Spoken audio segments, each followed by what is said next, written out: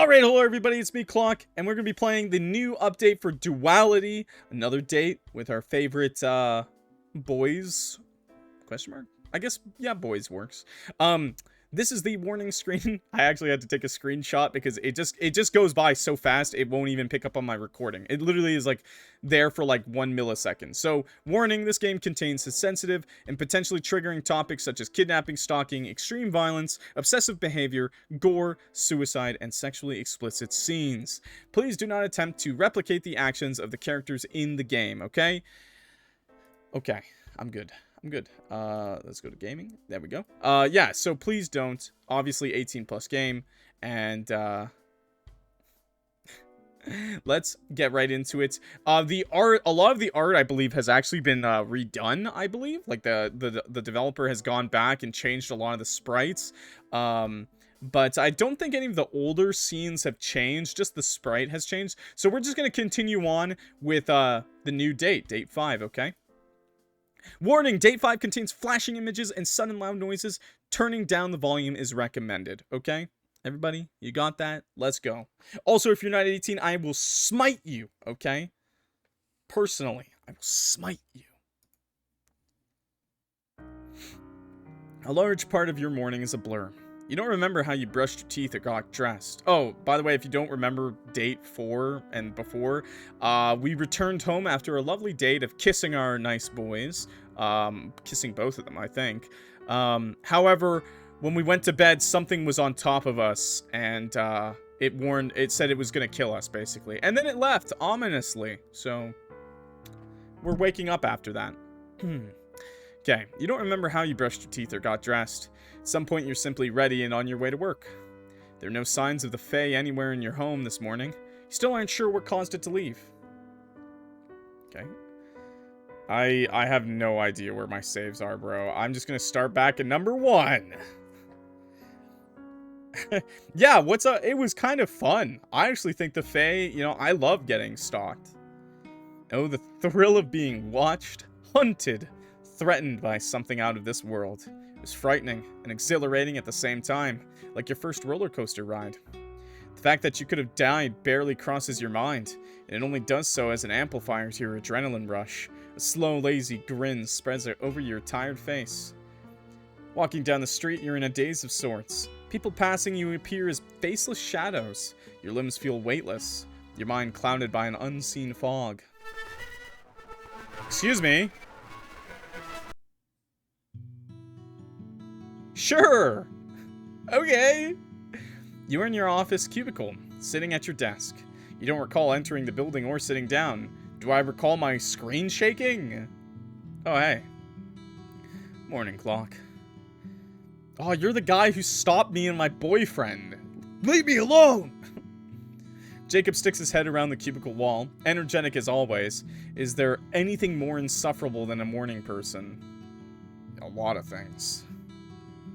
Good morning. Your voice is hoarse. You rub your eyes, trying to chase away the fatigue. You don't look too good. It's Monday morning, Jacob. You snap at him. It's small! Leave me alone! Instead of being offended, he stares at you with worry and, surprisingly enough, walks off without another word. Oh, thank God. A few minutes later, he returns with a cup of coffee and sets it down on your desk. Oh. Thank you. Don't mention it. Apologize for snapping? Yeah, we're gonna apologize. I think we apologize for snapping. Yeah. Didn't seem to bother him? No, I'm too polite for that. Sorry I snapped at you just now. Just haven't gotten much sleep. Hey, it's cool. We all have bad days. Every Monday's a bad day. He shoots you one last carefree grin before returning to his cubicle. Coffee is warm and it returns some clarity to your mind. Just enough to push yourself to focus on work. And yet, even as you fall into your usual flow, you can't shake off the feeling that today is simply not right. Jacob tries to improve your mood whenever he goes on a break. He shows you pictures of his dogs and folds frogs out of paper. Bro, I just told you, it's small. Leave me alone. It's sweet, it's annoying. It's, you know, it depends. In this case, let's just keep going. It's sweet. Yeah, it's nice. His attempts succeed a little for once. Perhaps he's finally realized what works on you and adjusted accordingly. You actually feel a little bad for being cold to him in the past. He's genuinely a sweet person. You ask him about his dogs and how he learned to fold paper like that. He's delighted to have your attention. Hey, goodnight, cat. Feels like an eternity has passed by the time your shift is finally over, but the thought of going home does not excite you in the slightest. The chilly late autumn air blows against your side as you stand outside the office building, weighing your options. Eventually, you take out your phone and call your friend in hopes that they'll let you stay over again. Unfortunately, one short conversation later, you find out that they're out of town this week. Should you go back home? Spend another night among the ill-intentioned creatures lurking in the shadows. Oh my god, there's so many options, bro. Right off the bat. It would leave you tired, but it'd be fun? Yeah, it'd be fun. Who needs sleep when you have monsters lurking in dark corners all over your home, waiting to jump out at you? What's the point of living without a smidge of terror and danger? Honestly, it is a bit of a shame that the very fae who brought this upon you did not turn out as much of a threat. Then a new idea crosses your mind. You type out a text message. Hey, are you still at work? I need a favor. The reply comes almost immediately. Hi, I'm off work. What's up? This is Keith, by the way. I think the thing from the forest was at my apartment last night. My friend is out of town this week. Do you think I could crash at your place for a bit? I'm really sorry to hear that. You can stay with us. We don't mind. Thank you so much. Keith sends you his address. Happy with the new arrangement, you make a quick stop home to grab everything you need. Luckily, it turns out you don't live very far from each other. Nice. Spending the night with our boyfriend. Nice. I'd like to see where this episode's going. Less than an hour later, you're knocking on Keith's apartment door. The building looked new, both outside and inside. It's likely one of those expensive places. Does his job pay that well? Oh, wow, that is really cute. Wow, they really did wow, okay, awesome. The door soon opens to reveal Keith's smiling face. Hi, I hope you had a safe trip. He steps out of the doorway to give you and your luggage enough room to enter. Oh god. I remember this room. I remember the things we did on that couch, chat. Oh god. Does anybody else remember the spicy scenes from the last time we played? His apartment is a direct translation of his personality. The walls are painted a light shade of yellow. The furniture is a deep brown. Several bookshelves line the walls and plants sit on just about every surface. It's cozy, if a little old-fashioned, and perfectly tidy.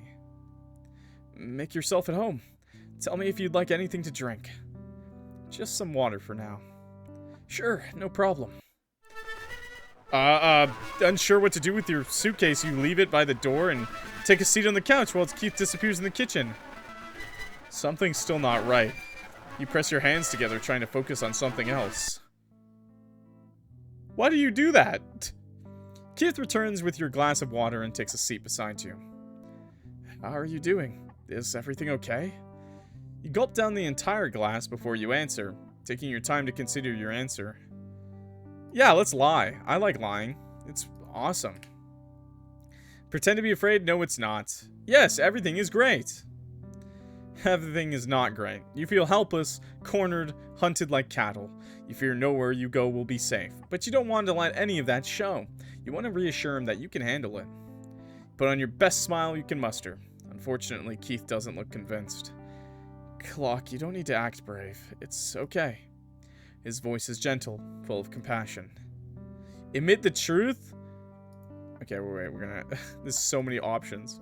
I'm going to insist it's okay. No, I mean it. I'm fine. I just got a scare is all. I'm better now that I'm here. Not being alone helps. If you're certain... He manages an encouraging little smile. Tenebris says he's sorry his kind frightened you again, in a more violent way than how I phrased it. Can't help but laugh a bit at that. Tell him I said thank you.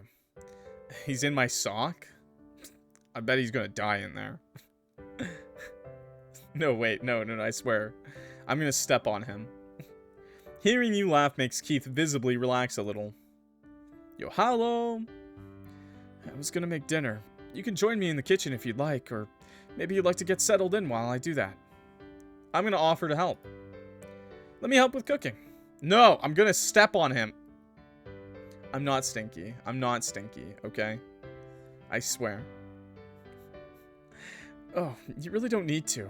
You're a guest. I insist. You let me crash here after all. You're right at the beginning, by the way, Run. No, I'm not. What the hell? I am not stinky. You are. Well, alright. What would you like to eat? Actually, how about we make something you like for once? You always care more about what I enjoy. Me, but... No buts. What would you have made if I wasn't here? He timidly rubs the back of his neck. I was going to make pasta. Are you sure that's okay? Positive. You stand up and usher him to show you to the kitchen. As expected, it matches the rest of the apartment. Tidy, yellow, and cozy. You think this was the rest of the home of a sweet little... You think this was the home of a sweet little grandma rather than a young man possessed by a changeling. I thought that was just a yellow filter, but I guess his house is just yellow. Okay, alright, I like that. Yellow's nice. Keith begins to take out everything he needs for the Alfredo sauce. Butter, cream, grated Parmesan. He puts you in charge of boiling the pasta. As you're looking through cupboards in your search of the right pot, you notice a pink orchid by the window. Hey, you said you name your plants, right? What's this one called? Oh, that one? A blush spreads over his cheeks. Did he name it something goofy?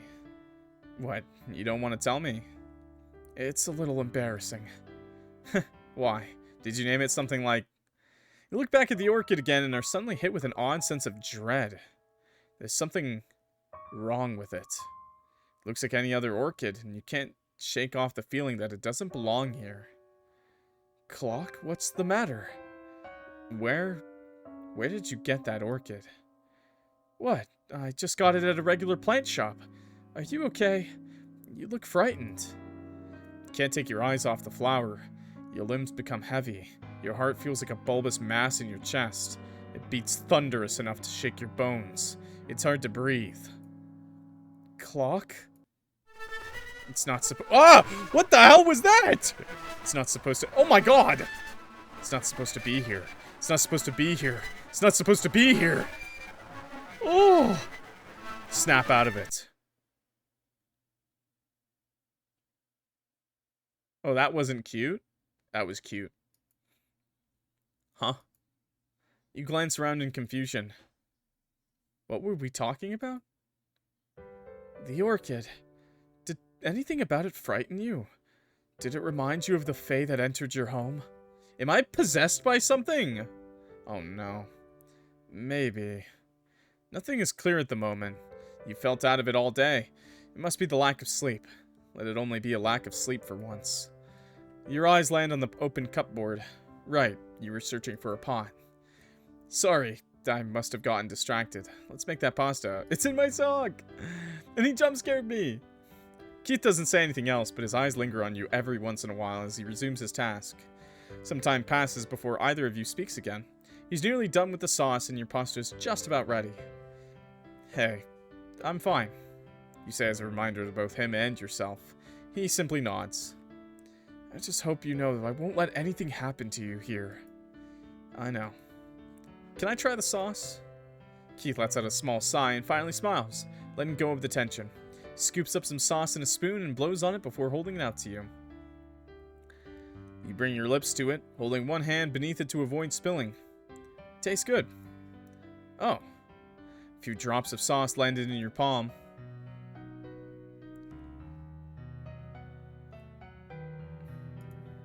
Okay, I guess we're getting to the NSFW a lot sooner than I thought. Okay, YouTube! We're getting a little spicy in here already. Lick it off. You bring your hand to your mouth and lick off whatever sauce landed there. Keith watches you, stunned, his face crimson as a tomato. He realizes he's staring a few moments later and clears his throat, glancing away. It's good? That's good. What? What are you flustered about? Nothing. Let's just finish this up. Okay. Well, you know I'm gonna insist, bros. You know I'm gonna insist. Come on, I won't judge. You lean in flirtatiously. He's trying to look at anything but you. It's just your hand, I mean... Yeah, what about it? The sauce might burn. I should get back to it. He changes the subject entirely and turns away from you. Feeling smug about getting such a reaction, you finally cut him some slack and return to your pasta. Two of you finish preparing everything. Keith refuses to let you help set the table, so you're stuck watching him do it while seated at the table. Even his tablecloth and tissues have flowers on them. He takes it a little further and dims the lights before taking out a few candles to create the atmosphere of a proper dinner date. I know it wasn't planned, but since you're here, I figured I'd make it a little more special. No, this is nice. You probably look like a wreck. You certainly feel like one, but you may as well allow yourself to enjoy a little romantic dinner. Impromptu or not, your mind definitely needs a distraction. You smile at him with fondness. Ever the charmer, aren't you? Couldn't stand the idea that you hadn't yet done something special for me. Shoots you a cheeky grin. How else will I win you over? Excuse me? Excuse me? You have a few other qualities. Take charge. You could be a bit more assertive. Make him take charge. You know, chat, I'm gonna take charge on this one, I think. I think we're gonna take charge on him this time. Because I think we've only seen the opposite for him. You give him a suggestive once-over, your gaze lingering over his lower half for a moment before he takes his seat across from you. Really? I'll make use of them in the future, then. He winks. His flirty side doesn't come out often, but when it does, it makes your heart race just a bit faster. Maybe you'll try to bring it out more. What the heck? Ghost! What the hell? I can't believe you're not a believer. The food is tasty, despite its simplicity. Keith doesn't have to voice it for you to know he also likes it. He has this happy twinkle in his eye as he eats it. And yet as you continue your meal, that irking feeling creeps in again. You frown. Jesus Christ, stop that, you! That's like the chat watching. Chat's breaking into the game. What's the matter? You don't like it? Huh? No, the food tastes great. It's just all day I've had this feeling like... You hear something that wasn't there before. Words shoot through your mind without you ever thinking them. Somehow you know they are Keith's. You're hearing snippets of his thoughts. He's anxious. He feels responsible for everything that's happened and is still happening to you. You can almost sense his restlessness as if it were yours. You want to be alarmed by this sudden intrusion, to question how it's possible. But as soon as you become aware of it, it blends into your very being. Wait, what? It's always been there. Don't worry about it. Don't even mention it. What is there to say? Everything is normal. Like what? Sorry, what were we talking about? You said you've had a feeling like something all day. What kind of feeling? Oh, I guess it just feels like something's not right. Do you think the Fae could have put some kind of spell on me, or curse? He gives you a once-over, contemplating. Did it ever speak to you? A little. I think it called me selfish, and I said I should disappear. Did any of it sound like an incantation, or a wish of sorts? I don't think so. It sounded more like a command to me. In come his thoughts again. Him and Tenebris have seen curses before, though they've never cast any themselves. Granted, their knowledge of Fey magic is still limited. However, the way yours is manifesting, if it is a curse, is a bit too mild. He doubts it is one at all. I don't think you're cursed, but there's definitely something off about your case. He sighs. I also know you look shaken and tired. I'm sorry, Clock. Is there anything I can do to help you feel better? No, it's okay. You've already helped a lot. I probably will feel better tomorrow after I get some rest. Just know that you can tell me if you need anything. It won't be a bother. Yeah. Thank you. Yet his thoughts continue to fly around haphazardly as he puts on the usual nice smile for you. This is all his fault, he thinks. He should have never brought you to that forest. If something awful or permanent happens to you, you may as well crawl into a hole and die. He barely tastes the food as he chews it. You reach over the table and grasp his hand. The jumble of worries immediately vanishes, replaced by the fact that you're touching him. Hey, it's gonna be okay. Instead of internalizing your reassurance, his thoughts return worse than before. You should learn to hide these things better. He's supposed to comfort you right now, yet here he is earning your sympathy. Words seem useless currently, so you focus on what does work. You interlock your fingers with his and gently squeeze his hand. Just like before, it grabs his attention. His eyes dart between your face and your hand, cheeks turning crimson. Your hand is warm. You can feel the shape of it when you squeeze his like that, and your nails have such a lovely shape. That's better. What? Nothing. I just like holding your hand. Keith is now hit by a much less alarming problem. How to keep it together when you say such things and look at him that way. You're making his insides turn to mush. You said you were tired, right? Perhaps I should clean up. He pulls away from your mind, numbing touch, and begins to gather up the aftermath of your dinner. His mind is so different from the way he portrays himself. Is this only him in difficult situations, or is he always like this, blaming himself over everything? After Keith is finished cleaning up, he insists that you go get some rest. He also firmly refuses to let you sleep on the couch. Oh. As a result, you're now in your nightwear, stuffing your previous clothes into your suitcase, which you've dragged to Keith's bedroom. But it's still very early, and it's the very first time you find yourself in his apartment. In his bedroom. In his bed! The glimpses you've gotten into his mind have made you want to know more about him. How different is he truly compared to your impression of him so far? Vanilla NSFW.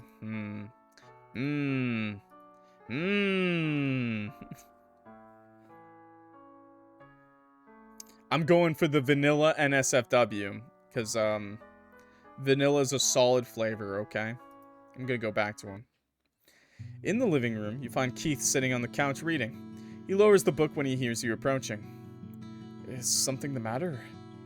No, I just don't feel like sleeping yet. You join him on the couch. What are you reading? He slips a bookmark between the pages and closes the book, setting it on his lap with the front cover facing down. Book. You're not gonna tell me what book? It's an erotica. Or it's an erotica, his thoughts tell you. He doesn't want you to know that. You weren't supposed to even see it. He thought you'd gone to bed. Brother? Let's reenact the erotica. It's nothing interesting. Are you sure you don't need anything else? Did you just need me to keep you company? You do want company, but not the type he's offering. I mean, don't be ashamed about your erotica. I mean, maybe don't be ashamed, but, you know, maybe have some tact, some class. Stop reading hard smut on the bus, okay? Stop that. Stop reading hard smut in public, okay? We know what you're doing. We know what you're reading, okay, Ghost? I know what you're doing, okay? Have some tact, okay? No! No! No one's gonna pry it out of my cold hands! Yeah, okay, never mind. Actually, you should upgrade it. You should start reading, smut manhwas, okay? You should do smut manhwa at work, okay? But the bus is boring. That's just the meme, okay? It's okay. Step it up. Start reading hentai on the bus, at work, anywhere in public, okay? Start it up. That's how you start conversations. Anyways, I'm gonna take charge of this guy. So, yeah, I'm gonna bang this guy. Offer a massage. Instead of giving him any answers, you ask a question of your own. You know, you always look so tense. Would you like me to give you a massage? Me? But what about you? I'm okay. Let me spoil you. At least a little bit. At least enough to chase away all those worries of his. He stares at your hands, held together in your lap. The thought of them touching, squeezing, and pressing into him drives him mad. Yes. You smirk like the weasel you are. Great. Turn around then. Take it off. He does as you ask and turns his back to you, ears turning red. As soon as you begin to feel around his shoulders, I'm just going to turn the music down just a tiny bit, okay? You can tell he is tense. Even his posture seems stuck in this straight, stiff position, as if his spine is made of wood. Oh, we're going to work that spine out. Tiny groan escapes him as your thumbs dig into his skin, kneading circles against his shoulders. Do you even know what relaxing is? How are you so tense all the time? He lets out a bitter laugh. I'd rather not stress others out with my own stress. You sigh. There's times to be considerate, but it's also important to be a little selfish from time to time. You can feel him beginning to relax beneath your touch. His shoulders lower. His posture hunches. He is melting in your hold. You're only touching his shoulders, yet his mind runs wild with what else you could be touching. He wants your hands running over his torso, on his neck, through his hair, between his legs, caressing, rubbing, squeezing, overtaking him. Get bolder with your touch. Vanilla. Tell me if you want me to stop. Your hands give his shoulders one last proper squeeze before trailing down to his chest.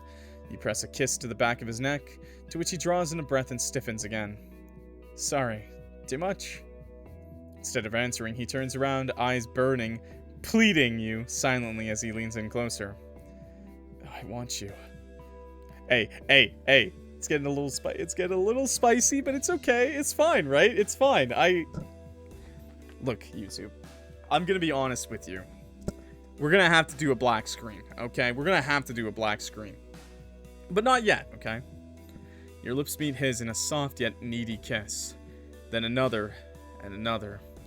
His breath shakes between them. Here, I'll get a little lower so you guys can actually see the kiss a little bit. Okay? Everything is fine, yeah.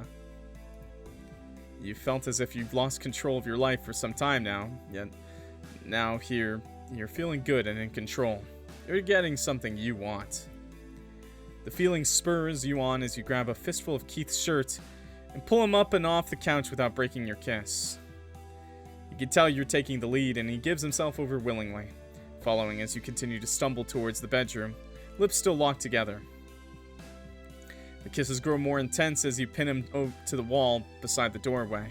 Your hands slide up his shirt and over his bare chest. His mind is an over-ecstatic mess, filled with nothing but thoughts of the way you smell, the way your touch feels, the way you taste, the way your breath hits his face. It's a stark contrast to his gentle caresses. You want to hear more, to see how much more he can lose himself into you. If the touch of your hands over his chest and a few kisses alone have resulted in such lust drunkenness, how much worse can he get? Hey! Pull him to the bed, where he falls onto his back, with you quickly climbing on top of him. But as you're about to start undressing him, you notice a sliver of fear in his mind. He wants you so bad it's almost painful. Yet he's afraid that tomorrow morning you may disappear without a trace. After you've gotten what you want. Wouldn't be the first time it happened. You think I'm gonna one night stand you? After everything we've been through? Nah, you're mine. Oh, it's gonna happen. Again. Despite these fearful thoughts, Keith doesn't say a word to you. You stop what you're doing.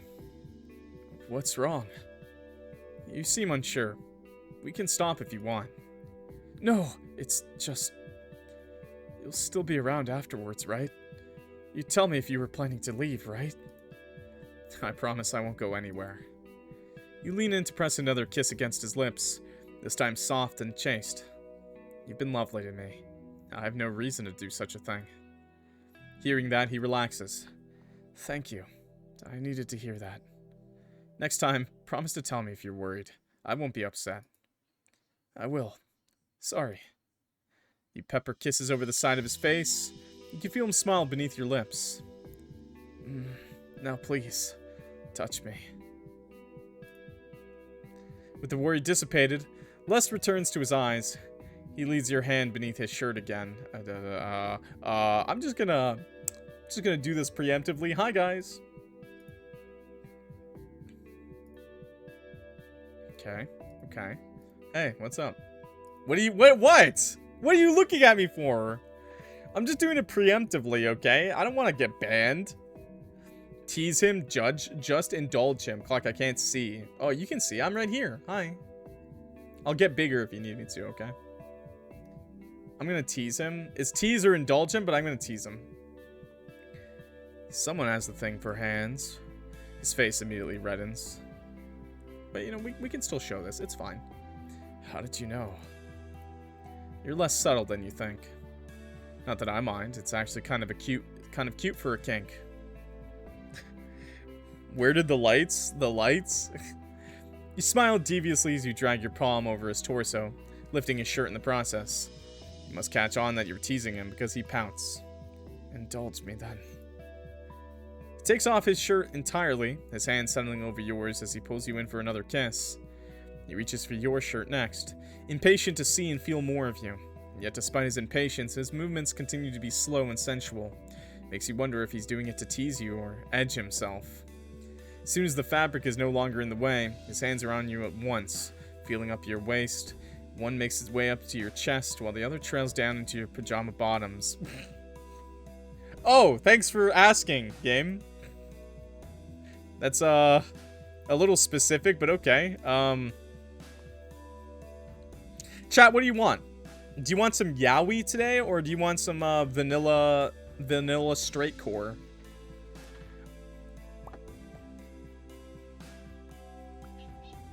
I'll let chat. Yaoi! Yaoi? Belina's just sitting there with the popcorn. Okay, I have a dick. Yeah, that's true. I do. I am a he-himmer. Okay, by the way, it's gonna get a little spicy in here. I'm just gonna say that now, okay? If you didn't understand, I'm gonna have the black screen soon. Okay, long, slender fingers press against your clock, tracing over it, but not yet touching. The way you'd like. It sets you aflame. Tell me what you want. Two of your fingers teasingly slip beneath the hem of his pants and pull it back. You let it snap against his skin, eliciting a small gasp. Or else I'm gonna mess with you all night. Yeah, we're replacing words, okay? I can't say a lot of this stuff. I don't mind you messing with me if that's what you enjoy. You shoot a disappointed frown his way. You don't need to focus on me. I want to make you feel good too. There he goes again, guard up, closed off, shifting all the focus onto your wants and preferences.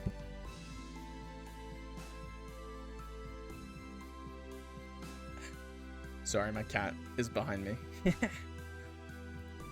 You grab his hand from between your legs by the wrist, then collect the other hand from your chest. With both now in your hold, you pin them above his head. If you want to touch me, you have to answer me first. I know those things you want. Things that aren't only about me. Keith stares at you with wide eyes, taken aback by the sudden trade-off you're enforcing. He bites his lip, looking away as a blush spreads over his face. I like it when you use your hands, and when you give me all your attention, so... Go on. You can be more specific. He smiles smugly. There's a pause as Keith nervously prepares for his little confession. Your fingers. I want them in my mouth. Oh my god, Keith, you are freaky! Oh my lord! Alright, well, let's fist him. I mean, finger him. Ah, there it is. At least one of the little desires that have been floating around in his head. He releases his wrists, only to quickly grab a hold of his chin instead. Wasn't too hard, was it? Your thumb brushes over his lower lip. It pushes past his lips into the warmth of his mouth. He lets out the prettiest moan, fuel for the hard-on building in your pants. Damn. Look at you denying yourself what you wanted so bad. You really think I can't give you what you like while getting off myself? Shall I prove you wrong? Oh, okay. Alright, well, just gonna save. So chatters, I just want you to know I'm going black screen. So, hi guys. Hey, it's me. Hey, it's me. I'm Clockworthington. Hi guys. It's me. Hey. Boo! I can't show this. I can't show chat. I can't show that. That's insanity. Okay, I'm not gonna show me riding him. Top him. I'm gonna top him though. We're gonna top him. Yeah. Top him. You don't mind me top. Wait, okay, wait. Do you guys, what would you prefer? Ride, top, or jerk? Boo! Nah, bro. I'm not getting banned for you guys. I'm sorry. It's not happening, chat. Too horny. Patreon clock? You think anybody in this chat would pay for a Patreon? These are the last people that would pay for that. Nah, people who pay for Patreon are quiet. They're chill. They're homies. Boo! Boo yourself. I'll leave the link in the description below. You can download it yourself, okay, and get to this point. That's perfectly fine, too. But no one's answering, so I'm going to top him. I'm going to top this guy. You don't mind me topping, do you? No, please do. Your smile is that of a fox about to pounce on a rabbit. Go grab us some lube, then. Oh my god, Clock! He shoots up as soon as you've climbed off of him. Though he only stops by the bed to open up a drawer. From it, he fishes out the lube. In the meantime, you've stripped off all your clothes. You sit yourself with your back against the bed frame and motion for Keith to come over to you. He does so immediately. Turn around for me. Naturally, he once again does as you ask and stares over his shoulder as you pour the lube over your fingers. There's a hungry, desperate look in his eyes. It quickly returns into a mask of pleasure once your fingers begin to prod at his entrance. One of these pretty whimpers comes out as soon as your finger... I'm just gonna stop there. I'm just gonna... Oh god, okay. His clock is leaking. That's not good. I can't read it! I can't! It's too much already! Giving away just how much he's enjoying this. His obsession with hands continues to entertain you. Get such delicious reactions out of him. You wonder what other lovely sounds you could lure out, how loud they could get, how long he can last. Your finger finds his, I'm pressing something. He moans, shooting you the most pathetic, pleading look you've ever seen yet. You add another finger. It's very unhealthy. He should see a doctor. You're right, chat. He should see a doctor. My name is Doctor. He's seeing me currently. More. Finally asking for things on your own. How can I say no? You push both in. Harder. Faster. To hear those pretty moans. He grinds his hips against you, delivering exactly what you want. Then you pull out your fingers. Keith suddenly looks like a kicked puppy. I'm muting this now. Please just notify me. I don't know how much I can do with this either, to be honest. Why? You're not going to settle for prep alone now, are you? He looks down at you, down at your forgotten clock. If you hadn't mentioned it, he would have been all too happy with your fingers alone, again and again. But it's not what you asked for. He obediently turns around to face you. Oh my god, okay. Well, I definitely can't show that on YouTube. This is an awkward one. Here, give me a second, chat. Here, I'll show you something. I can show you something, okay? I can show you a little something. Is that okay? Yeah, we're good! Hey, guys. Hey, we're okay. We showed the picture. We showed the picture a little bit. This is the best we can do with a lot of censorship.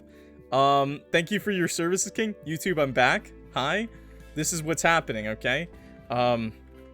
His hips are lowering, taking it in little by little. Chat, I'm scarred. Yeah, me and Ginger are seeing this full on. I'm gonna go back to the waiting room, though, because I don't know if the image is gonna change. Fortunately for him, you have no plans to stop indulging him. Your hand finds his clock, warm and throbbing from the lack of attention. A low, pleased hum comes in response to your slow rubs against it.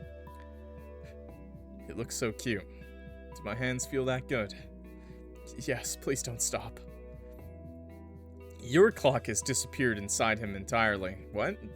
He begins to lift and lower himself. Ah! Ah! I can't read this! Nah. Okay, well... the way that small waist shifts with the movements, the mask of pleasure he wears. I can't read this. Okay, we're gonna move along a little bit. Please play the game for yourselves if you're above 18, okay? Oh, there's a lot of clock references, yeah. How else would you tell the time? Exactly. He's stealing it. Inside of his... Clock, please what? Clock, please what? All I can think about is the texture of your palm. Oh god, oh god. If you don't slow down, I'm going to... Go on then. Come for me. Oh, there's a lot of, leaking. We're gonna move on. Why do they have to get naked to look at clocks? I don't know. I don't know sometimes, chat. I don't know. Like, sometimes I don't really know. With a few final harsh falls onto your length, he lets out one last cry. I can't read this! I'm sorry, guys, I can't do this. He pants above you, eyes half-lidded and legs still trembling from time to time. Then he finally finds the energy to climb off. Oh, good. Okay. You let him rest his head on your chest after you stroke it slowly. For a few moments, there's nothing but the lingering bliss, the fatigue, and the two of you panting. Okay! Okay, we're back. We're back. Okay. We can chill. Okay. We're chill. What am I looking for? What am I looking for right now? Boop. He's fine. He's just in his undies now. We've wrapped that up. We wrapped that up real quick. Okay. Let's move Chat Cat up there, and then let's move Chat Cat small. Chat Cat, you want to be this big all the time? Now, the thing is I have to remember to never show you guys my, I can never show you guys the load save screen, okay? I literally cannot show you guys the load save screen now. It's not a possibility, okay? It's just not happening. You guys don't get to see that ever again. In fact, let me just make sure when I save, it's going to be in the next page over. So, yeah, there we go. Yeah, okay, perfect. Okay, perfect. Darn. Go stop that, you horny little bastard. You horny little girl. What the hell? Big Chat Cat. The homework folder. No. This isn't even homework folder. This is just out in the open. Anybody can look at this. Not that there's anything in the homework folder. Did you enjoy it? I did. You aren't just saying that to stroke my ego, right? No. Take a compliment. Squeezes cheeks together. Makes him giggle. Okay. We should get cleaned up. Let me carry you then. Yeah, this guy, let me carry you, buddy. Oh, okay. Which cheeks? His ass cheeks, obviously.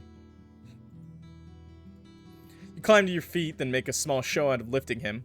He laughs as you spin him a few times. Then you march on towards the bathroom.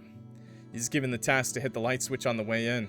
The short trip finally ends with him placed in the shower, and you soon join him. You take your time cleaning each other. Keith hums a little tune as he scrubs your back. He plants a little kiss on the back of your neck when he's done. 20 minutes or so later, you're both back in bed, freshly cleaned and cuddle up together. Now you really should get some sleep. There's no reason to argue anymore. Besides, you feel safe here, with Keith holding you close. And after he turns off the light, your eyelids feel too heavy to remain open. As you drift off to sleep, you vaguely feel a pair of lips against your forehead. Sweet dreams, my love. The wind blows mercilessly against you, as if to hold you back. You walk through a sea of St. John's wort. Before you, the forest is waiting, calm and patient like a mother, like faith, like an old monument, eaten by times yet still standing. It's raining small yellow flowers. They flutter past you. You wish you were one of them. And yet you drag yourself onwards out of the flower field and into the cold embrace of the woods. The dead leaves crunching beneath your feet remind you of brittle bones. It's getting colder. Voices of dreams and nightmares whisper in your ears, urging you to hurry, to not be late. You don't dare turn to search for their owners. You've learned better by now. For how long you walk, you don't know, but with every step, the knot in your throat grows. Something horrible is happening. You can't see or hear it, but you can feel it deep inside your gut. The trees in the wind, the rocks in the moss, the bugs in the dirt. You feel them watching. They all hate you. Oh, how they hate you. What did I do? You should not be here, the forest tells you through the rustling of leaves, through its crickets and its owl hoots. Someone like you is a poison to the land of the faithful. Oh, hi Nixie again, by the way. We're done with the spicy stuff. For now, I'm gonna go back and we'll We'll try out the other options in the spicy stuff, okay? By the way, we will go back to do more of the spicy stuff, and I'll try to censor it so you guys at least get an idea of what we're looking at, okay? I think that's a happy compromise. I don't get banned from YouTube and Twitch, and you guys are fine. I mean, to be fair, the video on YouTube's age-gated, but, you know, I still have to think about that. You're wrong. I won't stop. I'm supposed to be here. Determination pushes you forward. The trees part to reveal a meadow where St. John's wort reigns. Flowers are happy. They're drinking blood. Suspended in the center of the meadow is a corpse. Mangled, gutted, stabbed, and sliced. Its dark maw hanging open and its large white eyes glazed over. It's the one who tormented you. Its entrails feed the hungry flowers at its feet. The moon shines over it, presenting it as a work of art hung on display for you and you alone. You can't look away. Someone is screaming. Is it a scream of agony or rage? You want to look away, but you cannot. This is your fault, the forest whispers. It is your fault and nothing will undo it. Yucky. Yeah, I get it. I actually love this story. Duality is really great for the horror and the supernatural part of it, really. That's the thing I enjoy the most about this game. Like, this game, the thing I enjoy the absolute most is the whole, like, fae, changeling aspect of it. Like, that's my favorite part of it, really. Death? Horror! I love it. The NSFW spicy stuff is just for fun for me, really. The descriptions are not. You jolt up in bed, panting. Your back is drenched in sweat. Upon finding yourself in Keith's bedroom in a not creepy forest, your breathing slows. Oh, I also love teasing Keith. That's also really fun. What a horrible nightmare. Not that it wasn't to be expected, given what you've been through. You glance to your side, only to find the bed empty. This immediately creates an anxious knot in your chest. Surely he just went to the bathroom. Brother was worried that he would wake up not with us not next to him. Instead, we woke up and he's not next to us. What the hell? But you feel the need to check in order to prove your fears wrong. Where the hell are you, Keith? Slowly, you get up and wander out into the hallway. The bathroom door is ajar and the light is off. The living room is just as dark and empty. Your last option is the kitchen, which proves to be no different. You are alone. Keith? Tenebris. Which route are we in? I am actually not sure. I just loaded up an old save. But I guess we're in Keith's route, I guess. Nobody answers your calls. The knot in your chest has grown into a boulder of fear. Did the Fae get them? Is it currently hiding somewhere in this apartment waiting to get you too? Maybe this is yet another nightmare that you need to wake up from. Your heart jumps all the way to your throat when the front door is suddenly thrown open. Oh my god! Oh my god. Keith stands in the doorway, clutching his right arm. His eyes are bright red. What? Something dark drips onto the floor as you approach. You're hit by a strong metallic smell. Blood. Keith, what happened? His breathing is shallow as he stumbles in. You quickly hit the light switch to better see the state he's in. Even with the light on, it's hard to tell how much blood is soaked into the dark clothing. Your heart hammers in your chest. You try to keep calm to figure out what you can do. He's wounded. You have to help him. How badly are you hurt? Do you need an ambulance? Instead of answering you, he begins to snicker.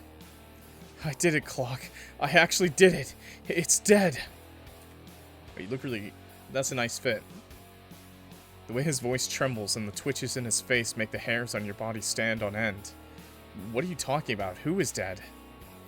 That useless bag of bones in the forest. I killed it. Then his voice switches from excited to frightened. No, God, I killed it. I actually did that. You aren't sure if you should be relieved, shocked, or horrified. Perhaps you're already feeling all three. That giant, terrifying creature that was stalking you through the forest. The one that creeped into your home. He killed that. The sweet and polite Keith. The one obsessed with flower language, who loves reading books. He killed that? How did you do that? Keith, what if they all flock over to you now?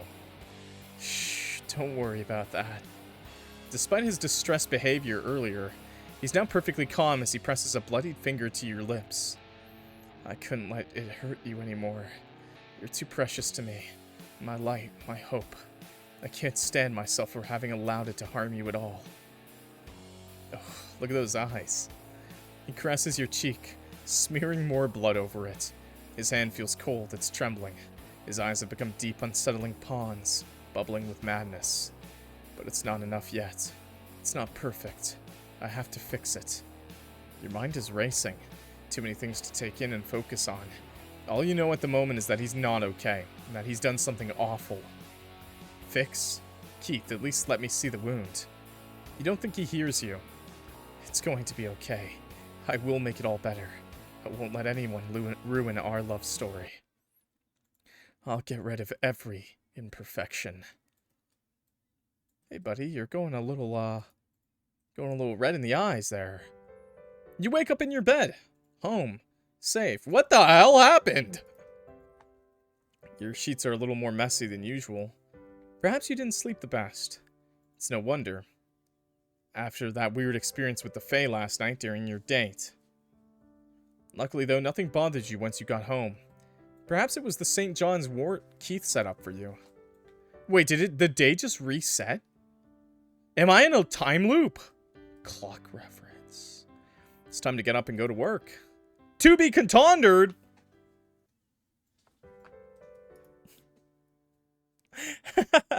To be contondered!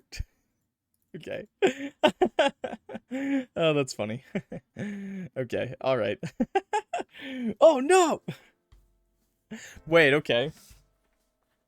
Okay, we're gonna go through the other routes, okay? Wow. That is quite a plot twist hanger to leave off on. What the hell? I'm fucking hyped for the next episode already, and I didn't even play that long. Okay, let's go back. Let's redo the day, okay? A little differently, okay? Oh, God. Oh, God.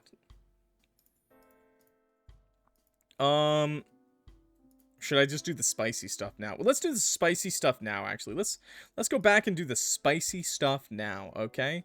I'm gonna load up. I'm gonna have to... Okay, so last time we topped him. Let's ride him. Yeah, let's do that. Let's do that. So, Nixie, I'm sorry. You're gonna have to back out for a little bit again, because we're going back to the spicy, and I'm gonna have to censor it. So, YouTube will be right... We'll be back when I can actually show you... Well, I'll speak first. Mixed route of both of them? I have no clue. I'm literally playing the game for the first time today. Or the new update for the first time today. Your thumb drags out of his mouth, eliciting a whine from him. It only makes your smile grow wider. Okay. Do you have any lube? In the top right drawer? Bedside table? You lean over to fetch it, then pass it over to him with a devilish smirk. In the blink of an eye, you ditch your bottoms and quickly after your underwear and shirt as well. His eyes wander over your naked body, mesmerized, full of adoration. Why don't you put that pretty hand of yours to work again? You lead it back to where it started out, between your legs, but this time you push his fingers lower against your entrance. I want you in me. In the clockers. Okay, I have to kind of skip ahead a little bit. He will be anything you like him to be, he thinks. And if cute is what he pleases you most, he can be nothing but cute for you. All for you. You're already perfect. You murmur against his neck before you pepper kisses from his jaw down to his collarbones. His fingers go inside of you. No! I don't know about reading this, chat. I can't read this. It's too embarrassing to read in public, dudes. I'm sorry. But he is sucking on our thumb greedily, by the way. Until you feel satisfied and move his hand away in favor of taking off his pants and boxers. He moans a little. And you hush him with a quick kiss. You can do it. No, I can't. What are you talking about? That's literally not allowed. There's a condom in the drawer.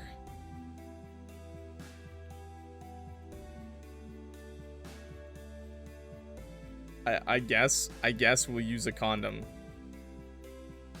What would you prefer, chat? What would you prefer, actually? What would you prefer? Condom? You want to stay safe? Let's use it. Let's use it. We're going to stay safe, right? Remember, folks, it's important to stay safe. Found it. Fish it out and throw it at him. A minute later, with his clothes removed and the condom on, No, don't stay safe. You're messed up, bro. You're playing life on hard mode. Stay safe. Wrap it up.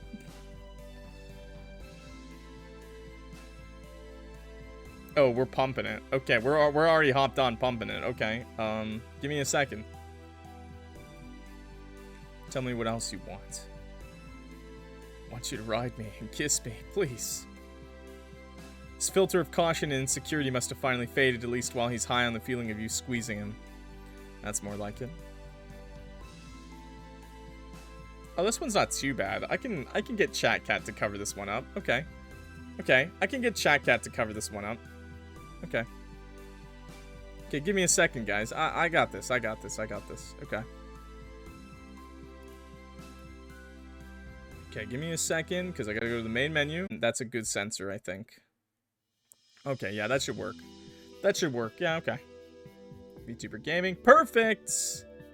Okay, perfect. I'm back. Okay, hey guys, it's me. It's me, Clockworthington. What's happening here? What could possibly be happening? Peekaboo, it's me, Clock. Oh my god. Chat Cat is now the streamer. Chat Cat is the streamer, okay? Chat Cat's my favorite streamer. This is it, by the way. Okay, this is it. So if you didn't see it, YouTube, your fault, because I'm back and we're riding cowboy. Okay. But now I'm gonna go away because we can't show that for too long. Sorry, jebaited. You're just gonna see the guy moaning. There's nothing 18 plus about moaning. You know, anybody's allowed to be shirtless and moaning. That's normal. Oh, he's begging with his eyes right now. Okay. How can you resist such a pretty and desperate plea? The promised kiss arrives sweet at first, then gradually deepens as your hips begin to raise and lower themselves. How he wishes eternity would pass exactly like this, with you filling up his vision, kissing him, hovering over him like the angel you are.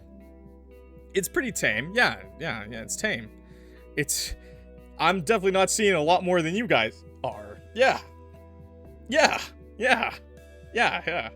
The game actually just has Chat Cat in it, thankfully. Oh my god. Quickening the pace, your kiss now turning more passionate, tongues intertwining. He moans in your mouth, his hips bucking every time. Your hand finds one of his nipples to toy with. It's much too satisfying to hear him whimper as you pinch it. Feels good, everything does. The way his, clock hits. The warmth of his tongue, his skin against yours, the sounds he makes, the chance to finally be in charge. Keith relishes in it, just as much though differently. Enjoying yourself, and he can see it and he loves it. He loves being good to you, being important, bringing you pleasure, being anything no one else is at the moment. Clock, I'm getting close. Me too. You raise yourself upright. And... Oh, I can't say this. I can't. I'm done reading it. I'm sorry. Nah, it's going a little, we're bouncing on a Dio. Okay. Oh my god. Oh, and we're leaking again. Okay. The clock is leaking! His eyes rolled back into the top of his skull, too. Okay. You whisper small praises into his ear as you rest your head against his shoulder. For a few moments, there's nothing but the lingering bliss, the fatigue, and the two of you panting. Oh my god, did that show? Did that show right there for a split second? No, right? Did you enjoy it? We're just gonna leave Chat Cat for now. I did. Okay, so this is the same. You aren't just saying that to stroke my ego, right? No, I'm saying that to stroke you. No, take a compliment. Squeeze his butt cheeks together. Makes him giggle. No offense, but I physically can't. I literally can't finish reading it, Nixie. I literally can't finish reading it. No. Okay. Give me a second, because it's back to the original route. So we're going to go back to the jump scare waiting room. I'm going to load up again, and I'll give you guys a little sneak peek of what the other scene looks like, okay? I'll give you guys a little sneak peek of what the other scene looks like, okay? You know, to some people, it's different for everyone. Some people find it funny. Some people are like me, where they're just like really embarrassed and they kind of like close their eyes and they're like, ah. And some people really enjoy it, like a lot. Some people get off on that sort of thing. I do it for anyone, really. Anybody who wants, you know, I just try to post it, a free version, you know. It's all different. Everyone's different. So this time I'm gonna jerk. Top right. I was showing it? Oh no! Hey. What was in the top right? Oh, I was on the save screen. I was totally focused on my other screen. Hey. YouTube, you didn't see any of that. We're gonna cut that out of it's okay. This part's cut out of the video for YouTube. But you guys saw it, so... Shh. You didn't see that. You didn't see that, okay? Ah! We won't tell. Thanks, YouTube. Thanks, Twitch. Thanks. Okay, well... YouTube, Twitch got to see a little bit more than what I wanted to show them. But it's okay. I can give you guys this much at least and just show you the image. Oh, we're both this is going both ways, okay? We're both using our hands. Smart, big brain in this one, okay? In this scene, okay? We're helping each other. That made my day. No! Keeps us on our toes. Yeah. Look at Chat Cat. So happy. That's literally chat right now watching this. I'm sorry. I can't show anymore because I'm worried it's going to show something else in the save screen. Sorry, my bad, chat. I wasn't supposed to show you the save screen. Completely forgot. Okay. His thoughts are a cacophony of lust and adoration for you. The way you sit atop him, you may as well be his everything. The way your hand teases him, he may as well go insane. All of that is voiced through one needy moan. He mimics the motion that you're giving him. His first touches are experimental, watching you for reaction, so he may know what you like best. He proves better at it than you may expect. Yeah, like that. You fall into the same rhythm. You push against him. You're both moaning. The sounds he keeps making, all thanks to your touch. At last, he's letting you spoil him and letting himself enjoy it. I can't. Kiss me again, please, or I'll go mad. How could you refuse such a pretty plea? Your tongues pressed together and tangled in each other as you both speed up your movements. Your entire body's on fire and his hands are like the coals. The knot in your stomach is about to become undone. Okay, alright. You both moan at the same time as you reach peak gaming. You're both leaking together. No, not the clock leaking! No, not on each other, man. I can't read that. I can't.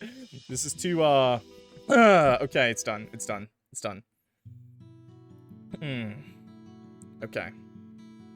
Okay, it's fine. It's just back to Keith.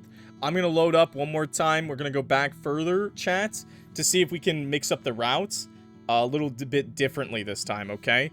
Because that's it. That's the spicy scenes. If you want to see them yourself and you're above 18, play the game for yourself. Or I think there are other people who offer it on Patreon and other paid-for sites.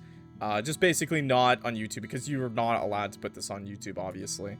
But now we're gonna see if we can kind of do a Tenebris route. I'm trying to do a Tenebris. I'm gonna try to do Tenebris, basically. So we're gonna load up. I'm gonna go back to the beginning, and I'll try to mix up my answers this time. Does it cost money? No, it is for free. However, I will not be sharing the link. Okay. Gaming? Where's Chat Cat? Come on, Chat Cat. Where are you at? You need to get small again, Chat Cat. I'm sorry, buddy.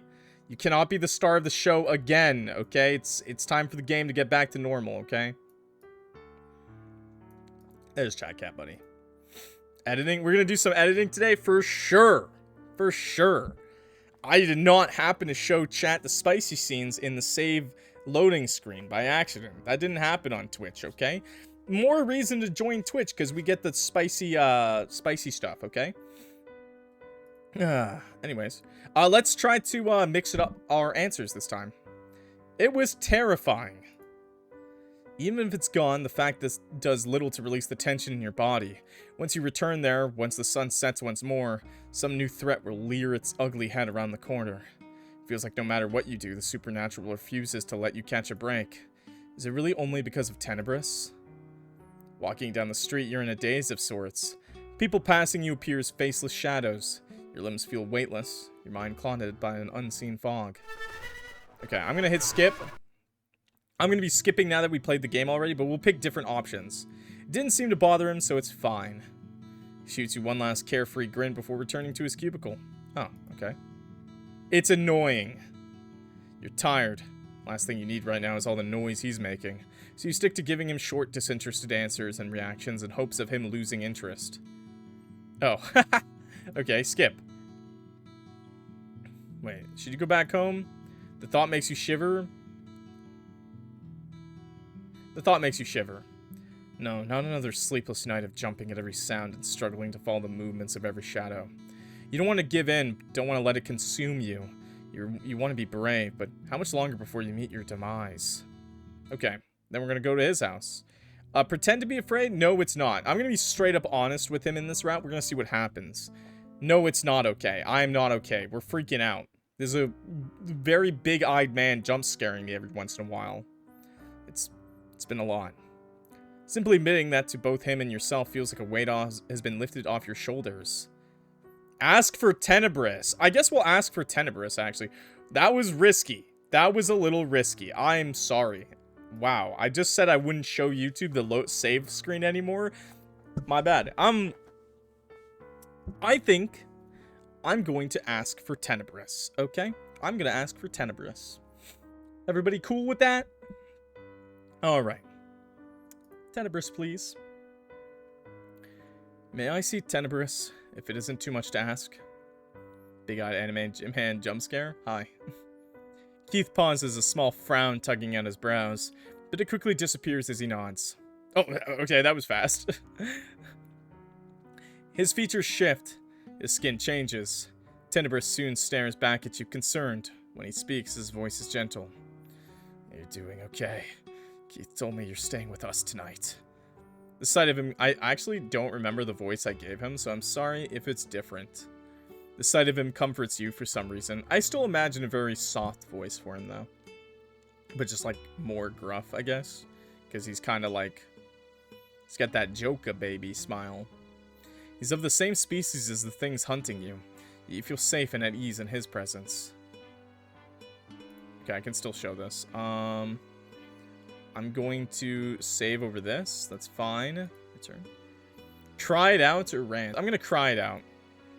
The entire night and day stress is suddenly pouring down on you like an avalanche. You can no longer hold back the tears clouding your vision. Cover your face as you break down into sobs. Tenebris' hand hovers over your shoulder for a moment, then slowly retreats to rub his arm. Don't cry. He stutters awkwardly, unsure what to do or say, as if one wrong move and you might crumble before him. For gore, he looks like that. They did update the art, so he does look a little different, but he still looks great in my opinion. Like, this is a new sprite, so. What do you need? A hug? Something sweet. To be left alone.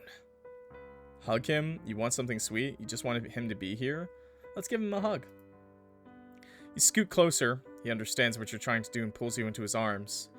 Part of you feels bad for using him as your crutch after promising Keith that you'd be strong for them, that you wouldn't allow danger to deter you. And yet here you are now, crying while he comforts you. His embrace is so gentle, so uncertain. You feel his Adam's apple bob against your temple. Do you look fragile to him? Like a tissue caught on a sharp branch. One of his hands travels up to your hair, where it begins to caress it with the same uncertainty. Slowly, you begin to calm down and the tears cease. I'm sorry for not keeping my word. When Keith warned me about the dangers, I told him I'd be carrying my own weight. Don't say that. You're like the bravest human I've met. I mean, You're asking me to make you feel better. I'm more used to people running away from me, and you didn't let us down. It's okay to need help. Slowly, you begin to calm down and the tears cease. I don't know what you were like before, Tenebris, but you've become such a gentle person. Thank you. He blushes and stutters, which brings a small smile to your face. You feel a little better after letting it all out. I hope I didn't ruin any plans you two had for the evening. I mean, Tenebris was just gonna... Keith was just gonna make dinner. I was gonna do my own thing after. You didn't really ruin anything. I see. In that case, I should let Keith make dinner. Maybe I'll see you afterwards. The last sentence makes him perk up happily.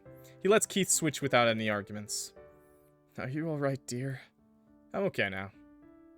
Looks like he wants to say more, but he's stopping himself. After opening his mouth a few times, he settles for a very wary little smile.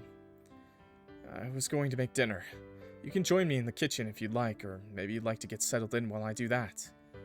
Offer to help? Go get settled in. Oh, I forgot. I didn't pick this option last time. Okay, save here. Yeah.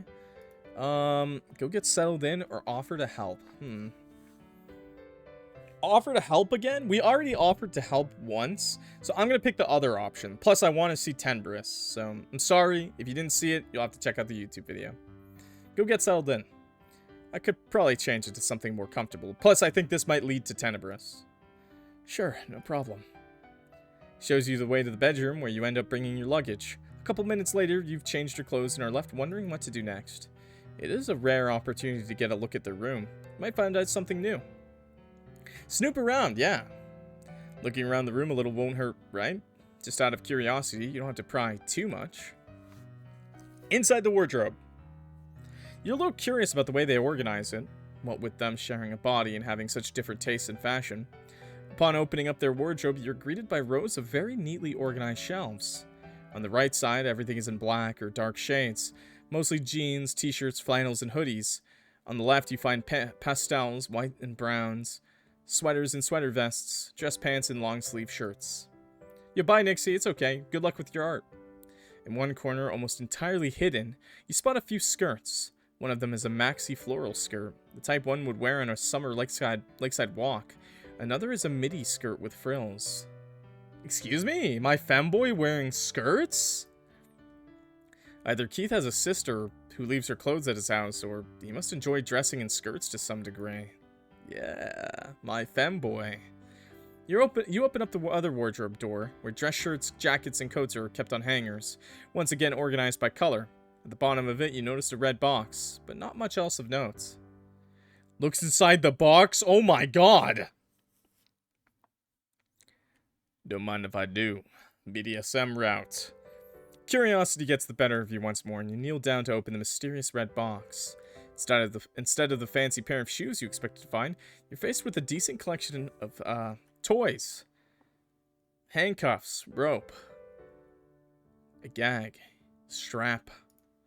One or both of these has some preferences outside the norm. You now realize perhaps you've dug a little too far and quickly closed the box. It was never really your intention to dig through their toys. Look at something else? Look at something else. Yeah, let's go through the desk drawer. More toys. Special toys. You walk to the desk and pull open the drawer. The inside is a big contrast to the perfectly tidy room. Spiked bracelets and chokers, a couple of rocks, a tiny notebook, and a ridiculous amount of knives, different shapes and sizes. Something tells you this is Tenebris's domain. Pick one of the knives with a more peculiar shape and turn it over in your hands. Something shakily scribbled on the hilt in purple marker. It's your name with a heart next to it. This is somehow such an oddly Tenebris thing to do. Is the knife supposed to be named after you, or is the name just there as a decoration? Let's keep looking. Under the bed. You bend down by the bed to peer beneath it. Even there it is clean and tidy, but you notice a wooden box. Let's look inside. Curiosity gets the better of you, despite this obviously being wrong. Just a peek. Just a tiny peek. You drag the box out from beneath the bed and open the lid. You aren't sure what you were expecting, but the contents still take you by surprise. There are letters, made out of an odd greenish paper, and written in a language you don't recognize. Among them lay different pieces of intricate jewelry, more beautiful than anything you've ever seen. Some look to be made of silver, others of gold. And finally, beneath everything, you find a folded drawing. The paper is yellowed. It was obviously drawn by a child. In it, there are 3 figures. One very tall one, with large hands, colored a dark green. It's labeled shakily as Mum. Another shorter one with long hair and sharp ears, colored in yellow. It's labeled Dad. And finally, a tiny one in the middle, colored blue. It is labeled Me.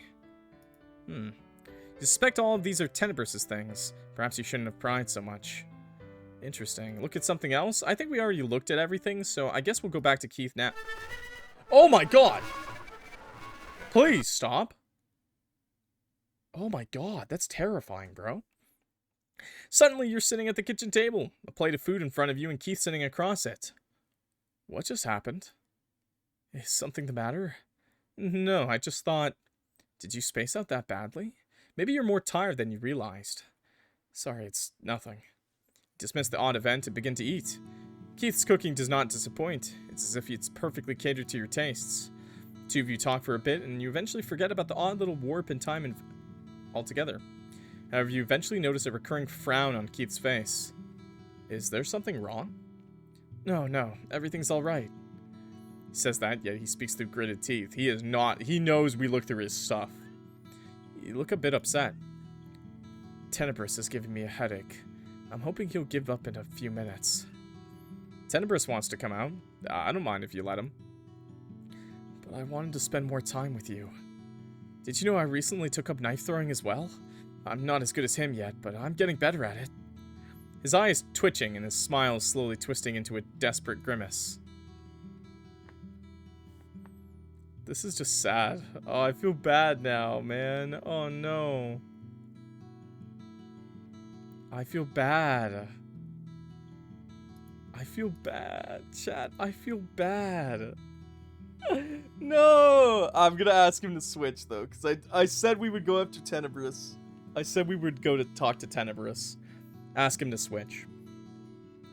You avert your gaze in discomfort.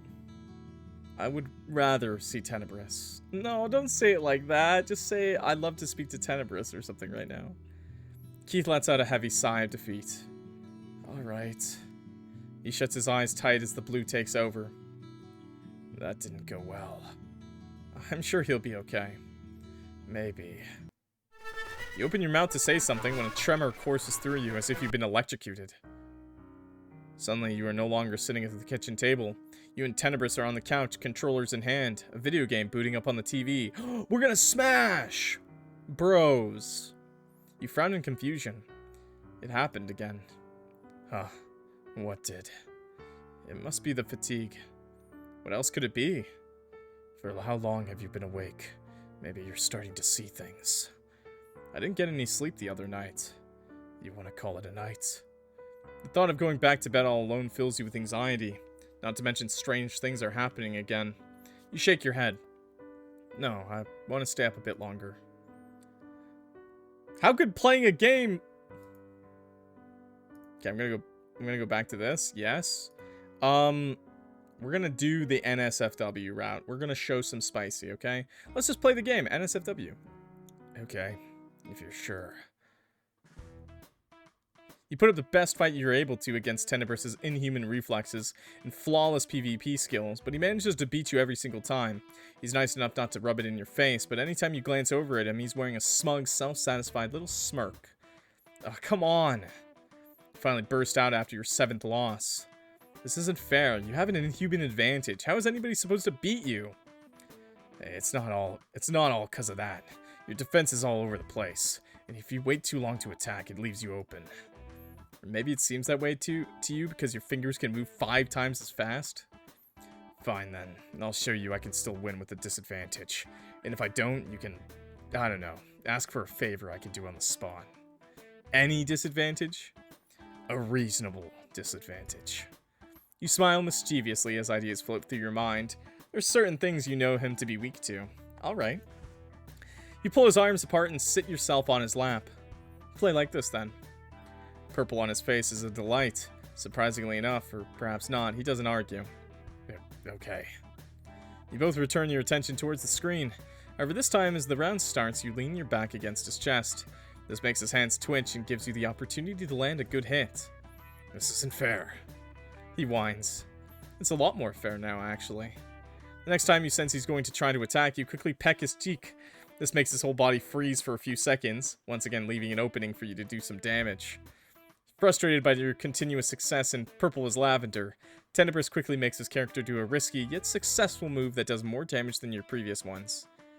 Getting annoyed, are we? You tease mockingly near his ear.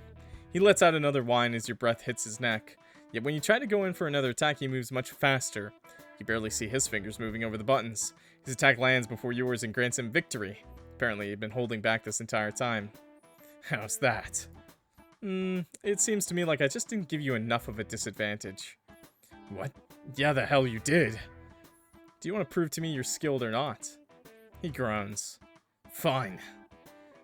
Play against the AI then, and I'll be focusing on your disadvantage. Tell me if you want me to stop. His cheeks shine bright purple, but he gives no sign of discomfort. On the contrary, now he looks less irritated for having to prove himself again. You set your controller aside and turn you around to face him fully. The tune of the game restarting plays behind you. He's already a bit worked up, and you can tell by his breathing. He shows no resistance as you push his back against the couch. Backrest. Your lips then gently brush over his neck. You steal a glance over your shoulder at the screen. He's defending against the AI's attacks. Heinous as you are, you settle on a spot beneath his jaw and suck. One of his fingers freezes, pressing a button as his low groan travels out his throat. A dark purple spot remains after you've pulled away, and Tenebris has taken damage once again. He grumbles. This is an unfair disadvantage. I need to drink some water. Hydrate check. Do you want me to stop? No. You smirk. Are you being grumpy for the fun of it then? He doesn't answer that, which must mean you're right, so you worsen your attack. As you return to kissing his neck, one of your hands sneaks under his shirt and up towards his chest. You feel his fast heartbeat beneath your fingertips. At that point, he abandons the game entirely for a few moments to stare at your hand. What are you doing? You're gonna lose the game. Surely enough, he takes damage again. Where you're touching. Ah! Your hand has found one of his nipples and pinched it. He makes an effort to take control of his game character again, but you're now back to sucking on his neck. Although a few of his hits land, his focus is suffering greatly. He's staring at the screen through half-lidded, unfocused eyes. You can feel something poking your thigh from below. Mercilessly, you grind your hips against his as you work on your third hickey. Gets a new groan out of him. To your surprise, despite everything you're doing to him and how clearly it's affecting him, he manages an elaborate move and defeats the AI in several fast attacks. Wow, good job. I have to hand it to you. I didn't think you'd pull it off. Despite his panting and disheveled appearance, he has the gall to stick his tongue out at you. You do that again and I'll bite it. You owe me a favor, actually. True, I do. What do you want then? Continue what you started. For how much you were complaining, it sounds like you enjoyed it a lot. Are you gonna give me my favor or not? Probably not if you order me around. He suddenly grins cheekily. Don't let me then. I guess we're gonna have to come back to this a little bit. Oh no, man. Let's go back to this. Yeah, let's go back to that. Okay. Okay.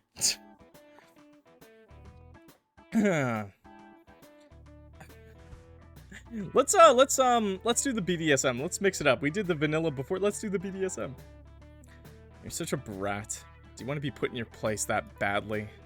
He only grows more smug. If you're offering. You contemplate what you found in their closet. Perhaps Tenebris is the kinky one, and perhaps you can rope him into some more fun. Maybe I am offering, but I don't know how serious you are. Are you into BDSM? Faced with a more forward question, he becomes a little meeker. I do want to try BDSM, but I have no experience with it in general. I've only got stuff I've read. I have experience. We could try something beginner-friendly if you'd like. His face lights up at once. He immediately nods excitedly. The complete change in demeanor is rather endearing. So you begin to talk about what he does know, his boundaries, kinks, and he wants to try out in your own likes and limits. Surprisingly enough, or perhaps not, he wants to strictly play as a submissive. He proves to be more knowledgeable than you expected. Makes your job easier. Oh. His kinks include pet play, impact play, Okay, degradation, praise, bondage, edging, and a few others he's interested in but not entirely certain about. And unsurprisingly, he likes bratting. You are... Okay, what would you... Do you want me to go yaoi again, chat? Do you want me to go yaoi or straight core? What would you prefer? I'm gonna take this off the screen for a second, just in case anything bad happens. But I think my chat generally likes the yaoi, so we're gonna keep going with the yaoi, okay? Although you're not gonna see anything really, it's just descriptions, but you know, might as well just keep going with the yaoi for now. Okay. There are a few possible scenes you could try out based on his preferences. Oh, okay. Let's do that. Let's start with the top. Dom and sub with bondage and you bottoming. Yeah, sure. Happy either way. One might be a little safer. I mean, it's all gonna be shown, so I'll come back to it, okay? What should he refer to you as? Yo, he should call me Master. We're doing BDSM? Master. After further negotiation on the contents of the scene, you start prepping by picking out the toys you'll use, cleaning them, and laying them out. Tenebris doesn't end up needing any safe words, since he can't say something without meaning it. So the classic stop works just fine for him, as do other phrases to indicate whether he wants to continue or you're treading dangerous territory. By the time you turn to him, he's simply sitting on the bed. His posture is stiff as he fidgets with his clothes. Are you doing okay? Remember, you can back out any time. Okay, we're okay. No, I'm fine. Just kind of nervous. But I do really, really want it. You sit next to him and pull him against you. He puts up no resistance. Tension in his shoulders releasing a little as he leans into you. Remember, I won't do anything you don't want. And if I do, just say the word and I'll stop. Tenebris nods, the squiggles on his face curling into a smile. You gently run your fingers through his curls, soothing him. You can start slow so you can relax. Okay. He looks up at you, eyes lingering on your lips. You take advantage of his silent invitation and lean in for the kiss. I'm preemptively just, yep. Lips pressed together, you push him down on the bed. He allows you to take control. Lust and excitement dances in his eyes. Leave everything to me. I'll take care of you. You slide your hands over his arms, slowly pushing them away from his body until you can pin down his wrists at his sides. Your kisses travel over his jaw, his neck, and then his collarbones. Tension is fading, making way for the purplish heat in his face. Tug the shirt off of him, now with access to his chest. Your hands roam over his skin, curious to find any weak spots. He draws in a breath as your fingers trace over his nipples. You quickly make a note to take advantage of that. Hurry up and take my pants off. There comes the first instance of his bratting. The sound of his smack reverberates through the room as your hand hits his cheek. You're not the one giving orders here. He barely flinched. Instead, his breathing turns just a bit heavier, cheeks growing hot. He's the power to rip you in two if he wants, but he does not. He only smirks up at you, pleased with himself. What are you smiling about? I should tie you up clothed as you are. At that, his smirk disappears and a whine trickles out of him. You don't want that? Then behave. Requests must start with a please. Please, take off my clothes before you tie me up, master. Good boy. Tug off his pants, along with the rest of his clothes, leaving him entirely bare before you. Shows no signs of discomfort or shyness, despite having no experience, as he said. Stay put now. Leave him for a moment to grab the things you've prepared. One by one, you tie his arms and legs to the corners of the bed frame, forcing him to lie spread eagle. Oh no. As you reclaim your position on top of him, his smirk returns. Took you long enough. He's fishing for punishments again. Okay, it's a good thing I turned that off. Can we do that? Okay. I think this is pretty good. I think chat cat's good there. Okay. I think I can show that. Oh, okay, good. It's fine. It's okay. It's okay. We're just gonna yeah. This is fine. This is okay. This is okay. Yeah, hey chat. This is what BDSM looks like. What? What? Okay, back away. We're gonna leave it? You get a peek and that's it. Oh no, I can't read this, dude. I can't read this. Seems to me like you enjoyed the wait. Maybe I need to make you wait even longer.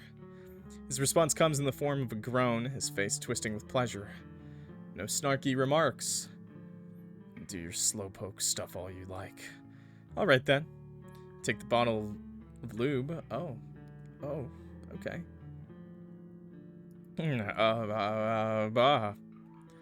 Oh no. What are you doing? Taking my sweet time. Sit down on his stomach, knowing well he can support your weight and leisurely stretch yourself out. What about me? He tugs at his restraints a little. What about you? You said I can take my time, and you haven't done anything to deserve a reward. He lets out a whine, pouting. That forlorn look on him is much too cute. It only fuels your desire to tease him. Once you've prepped yourself enough, you pick up a toy. Don't tell me. My clock is here. Sure, but I don't feel like using it. This one is more obedient. You smirk mockingly as you use it. This is another small tug on the ropes. If he wanted to, he could definitely snap them, knowing his strength, but he doesn't. He lies there and takes the humiliation. Eventually, his eyes fixate on the spot where the toy is being used. He has a hungry, desperate look about him. He let out a small moan. If you continue this way, he may begin to salivate. What do I gotta do to make you ditch that thing? Maybe I'll tell you, eventually. But for now, this is your punishment. All he can do is take it as you continue to mess around with the toy. At times, you accidentally rub against his, just enough to tease it. 10 minutes or so of this later, he's squirming impatiently underneath you. I promise I'll behave. Now you're talking. Didn't take long to tame the brat, apparently. Beg for it. Nice and sweet. Please use me, master. I think you can do better than that. That'll be good. Please, please. Can't help a small laugh leaving your lips. He sounds as if he's now holding a grudge against the toy. See, you have it in you to be obedient too. Okay. I can't read anymore. It's too much, guys. I can't do that. Oh, okay, and it's a good thing we weren't showing the screen anymore, because it just popped up somewhere else, too. Oh, God, okay. What do you say? Thank you. His eyes shine with lust and excitement. Don't stop now. Just one won't do. You mock, rolling. Oh, I can't say that. Okay, bouncing on it, Dio. You can clock, stay strong. No, I'm done. I'm good. I can't read this in public, dude. No. No, I think that's what we're gonna leave it for the BDSM routes, okay? I'm sorry. The bratty Tenebris. I think that's what I'm gonna have to leave it at, okay? It's also just really spicy, so a lot of this stuff would just have to go on a different website.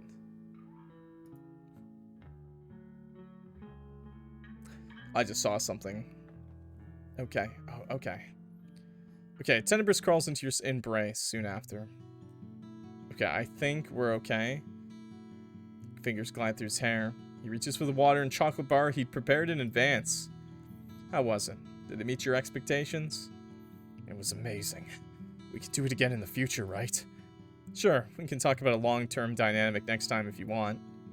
Tenebris nods excitedly. Can't help but kiss his cheek. Shall we go get cleaned up? Yeah, probably. One quick shower and some tidying up later, both clean and snuggled up under the covers. Tenebris has assigned you the role of teddy bear. Okay, I think we're safe, so I'm going to make Chat Cat small again. Chat Cat's so funny. Chat Cat's just here, watching it all, enjoying himself. Good for you, Chat Cat. Okay. One quick shower, okay. Teddy bear clinging to you like a koala, and you see no reason to object. It's nice. Feels safe. There's no more putting off bedtime.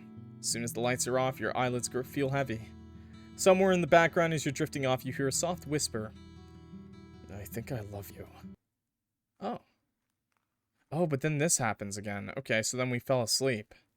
Okay, I'm gonna hit skip. Oh, it's Tenebris this time, though. When we wake up, it's Tenebris coming inside the house. Tenebris stands in the doorway, clutching his right arm. Something dark drips onto the floor. As you approach, you're hit by a strong metallic smell. Blood. Oh god, what did he do? Tenebris. You call out, voice full of uncertainty. He stumbles in, barely keeping himself upright. No, you were wrong. It's his blood that's dripping on the floor. Your worries double as you rush to him and quickly hit the light switch. I got bored. Dixie, hi. What happened? Are you okay? Do you need me to call an ambulance? He's dead. What? Who? The exiled Fae. The one that followed you home from the forest. I killed him. The image of a mangled corpse hanging in the middle of a meadow flashes through your mind. Did he do all of that? How did you kill that thing? He smacks a bloody hand over his mouth, his face paling. Before you can do anything, he rushes past you into the bathroom, where you soon hear the sound of his last meal rushing back out. Whoa, while Keith was happy about it, Tenebris is the opposite. He would quickly follow after him. The wound on his arm is visible now that he's not holding on to it. It's 3 deep gashes, the work of something with claws. Your stomach twists just looking at it. No, you need to stay calm and help him. Can he die from something like this? Your heart feels like a violent drum in your chest. Oh god, do you have a first aid kit? If I could stop the bleeding. You reach out for him, but as soon as you do, he quickly stumbles back, nearly losing his balance in the rush. Don't touch me! The terror dancing in his eyes is immense. He's afraid. He's afraid of you. Tenebris, it's okay. I'm not gonna hurt you. I want to help. He shakes his head, eyes fixated on you, but now he's backed into the corner of the bathroom, his back pressed to the wall. You suddenly get the impression that it's not his wound he's worried about. It's just you. Something about you that terrifies him. You. What are you? You open your mouth, but nothing comes out. It feels as if the answer got stuck somewhere along the way. What are you? Tenebris begins to mumble as he hugs himself. He said we can go back. I want to go back. Please, please go back. I wish this never happened. Oh, and then the time reset again. He said we could go back. But it's not Keith that's saying it, right? It's someone else. You wake up in your bed, home, safe. Sheets are a little more messy than usual. Perhaps you didn't sleep the best. It's no wonder after that weird experience with the Fae last night during your date. Luckily, though, nothing bothered you once you got home. Perhaps it was the St. John's wort Keith set up for you. It's time to get up and go to work. So weird. Okay, wait, I gotta do this. You guys are not allowed to see this. You guys are not allowed to see this. Haha, you can't see, you can't see, you can't see. Haha. Okay. This is to be continued. This chapter, this new date, like episode, doesn't have a lot of story. It has a lot of spice. So it, you know, this unfortunately, but I'm gonna keep going through the options. There's still options. I want to keep going through the story. We'll show off some more spicy scenes later, but I'm not gonna be reading anymore. I'll just show you guys the spicy scenes, censored, of course. But yeah, I think that's what we'll do. I'm gonna go back and I'm gonna go talk to Tenebris again. And this time, I'm going to talk to Tenebris, okay? I'm going to talk to him this time, yeah. I think that's the best thing to do right now.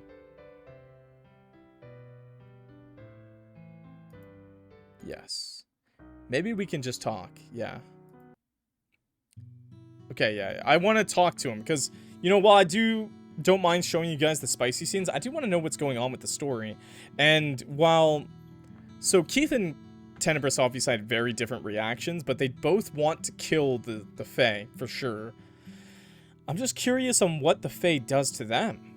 And what there's something different about us as well. There's definitely something wrong with us. He sighs and sets the controller down. I'm sorry. I don't know why all of this is happening. I tried to ask them and they just give me weird riddle answers. Ask who? The Fae? Yeah, the ones that are usually in the forest. Didn't get to talk to the big jerk that chased you, though. I asked them after Keith brought you to those warding plants. There's probably a bigger reason than just me being around you, but they won't say it straight up. A bigger reason? Like what? I mean, I probably shouldn't mention this, but... A roar of thunder cuts him off. His head whips around to stare out the window. Lightning strikes, followed by thunder once more. He scoots closer to you, away from the window, without taking his eyes off of it. Are you okay? No. You've never seen him like this before. Terrified. As rain begins to hammer against the window glass, he curls in on himself. Hey, it's okay. Do you want me to hold you? Are the Fae sending him like a warning? Finally, his eyes meet yours, uncertain and wide. You open your arms and lean back against the couch as a second invitation. With a bit of reluctance, he leans into your hold. Another roar of thunder makes him suck in a breath. You're safe here. Can't harm you. I know. I mean, my brain knows it, but I can't control it. I know it's pathetic. You're not pathetic. We all have things we're unreasonably scared of. Is there a room in the apartment where it might be less audible? Maybe the bathroom. Let's go there, then. Take him by the hand and gently lead him towards the bedroom. He looks over his shoulder the entire time as if lightning might burst through the window and grab him. In the bedroom, the curtains are already drawn, which allows Tenebris to relax a little.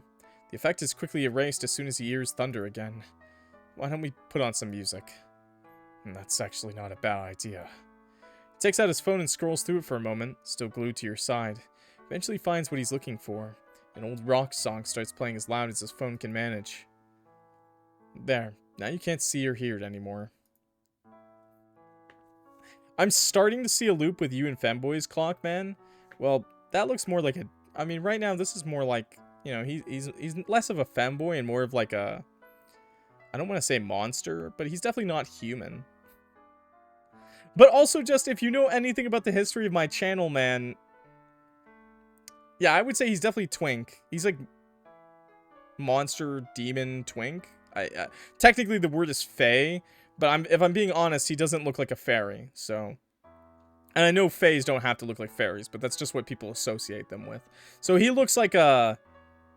He looks like something different. But if you know anything about my channel, we play a lot of games with femboys in them. I play a lot of games with everything, so... The loop with me... If all you see is femboys, that means you're watching only the femboy stuff, okay? If anything, that says a lot more about you than it does about me, okay? Because I'm just gonna say this, I play games for everyone. Whether you like femboys, hot mommy girls, hot daddies, okay? Horror games, I play it all, okay? Hell, we do Monster fucking 2 on this channel. That's my favorite. What? You rub his back, smiling in a way you hope will reassure him. Oh, and we could build a fort. What? You know, a pillow fort. Isn't that kind of childish? You're never too old for cozy comfort. Grab the pillows and blanket on the bed, then assess how you might put them together. Couch pillows might work better for this. They're bigger. Wait, don't leave me here. Tenebris holds your hand as you traverse the apartment, in search of construction materials for your fort. He stays jumpy and anxious for most of it, but you slowly start to see dips in his fear. The music sometimes covers up the thunder entirely.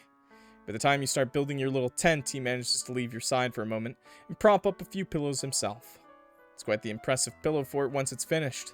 You urge Tenebris to go in. He crawls to the center of it and sits there to assess his cramped surroundings. I'm not gonna lie, this actually does feel a bit comforting. See, I told you it'd help. You crawl in after him and settle with your back against the bed frame at his side.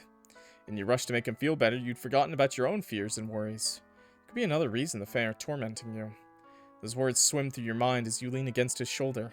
Perhaps it'd be best to ask him about it in the morning, when you're rested and he's calmed down. Thunder has grown more sparse and less loud. The storm is slowly coming to an end. You didn't have to do all this for me, you know. You've been looking out for me. I'm doing the same. He snakes an arm around your waist. There's no more thunder, so he turns the music down. You run your hand through his curls. They're soft but awfully tangled. Your hand gets stuck in a few times, so you settle for caressing the top of his head instead. It smells like Keith's flower shop with a hint of cologne. Soon enough, you begin to hear a soft rumbling sound. It confuses you for a moment until you realize it's coming from Tenebris. Are you purring? Sound stops as soon as you point it out. The tips of his ears turn purple. No, don't stop. You suppress a laugh. That's adorable. It's just something I do when I'm relaxed and happy. I can't help it. Hey, I never said it's a bad thing. You resume petting him and he relaxes once more. Purring also returns even louder than before. You slide down lower against the bed, so you're both laying down. Warm and cuddled up next to him, with the soothing sound of his purrs in your ear, you begin to drift off into sleep. The Fae doesn't even cross your mind as a potential danger anymore. Somewhere in the background, half muffled, you hear him mumble something sleepily. I think I love you.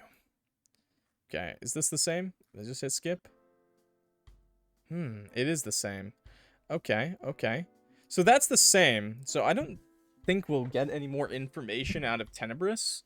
But before we leave Tenebris, before we leave Tenebris, before we leave him alone, I mean, we can show a little bit more of Tenebris's special routes, if you know what I'm saying. Know what I'm saying, chat? You know what I'm saying? Give me a second. Let me show a little bit more of Tenebris's route, and we can be a little spicy, you know? I'll show you a couple things, but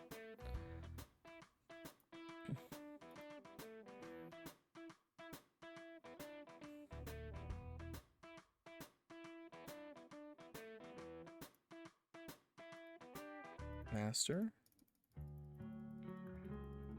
Okay, give me a second. I'm gonna go find the page.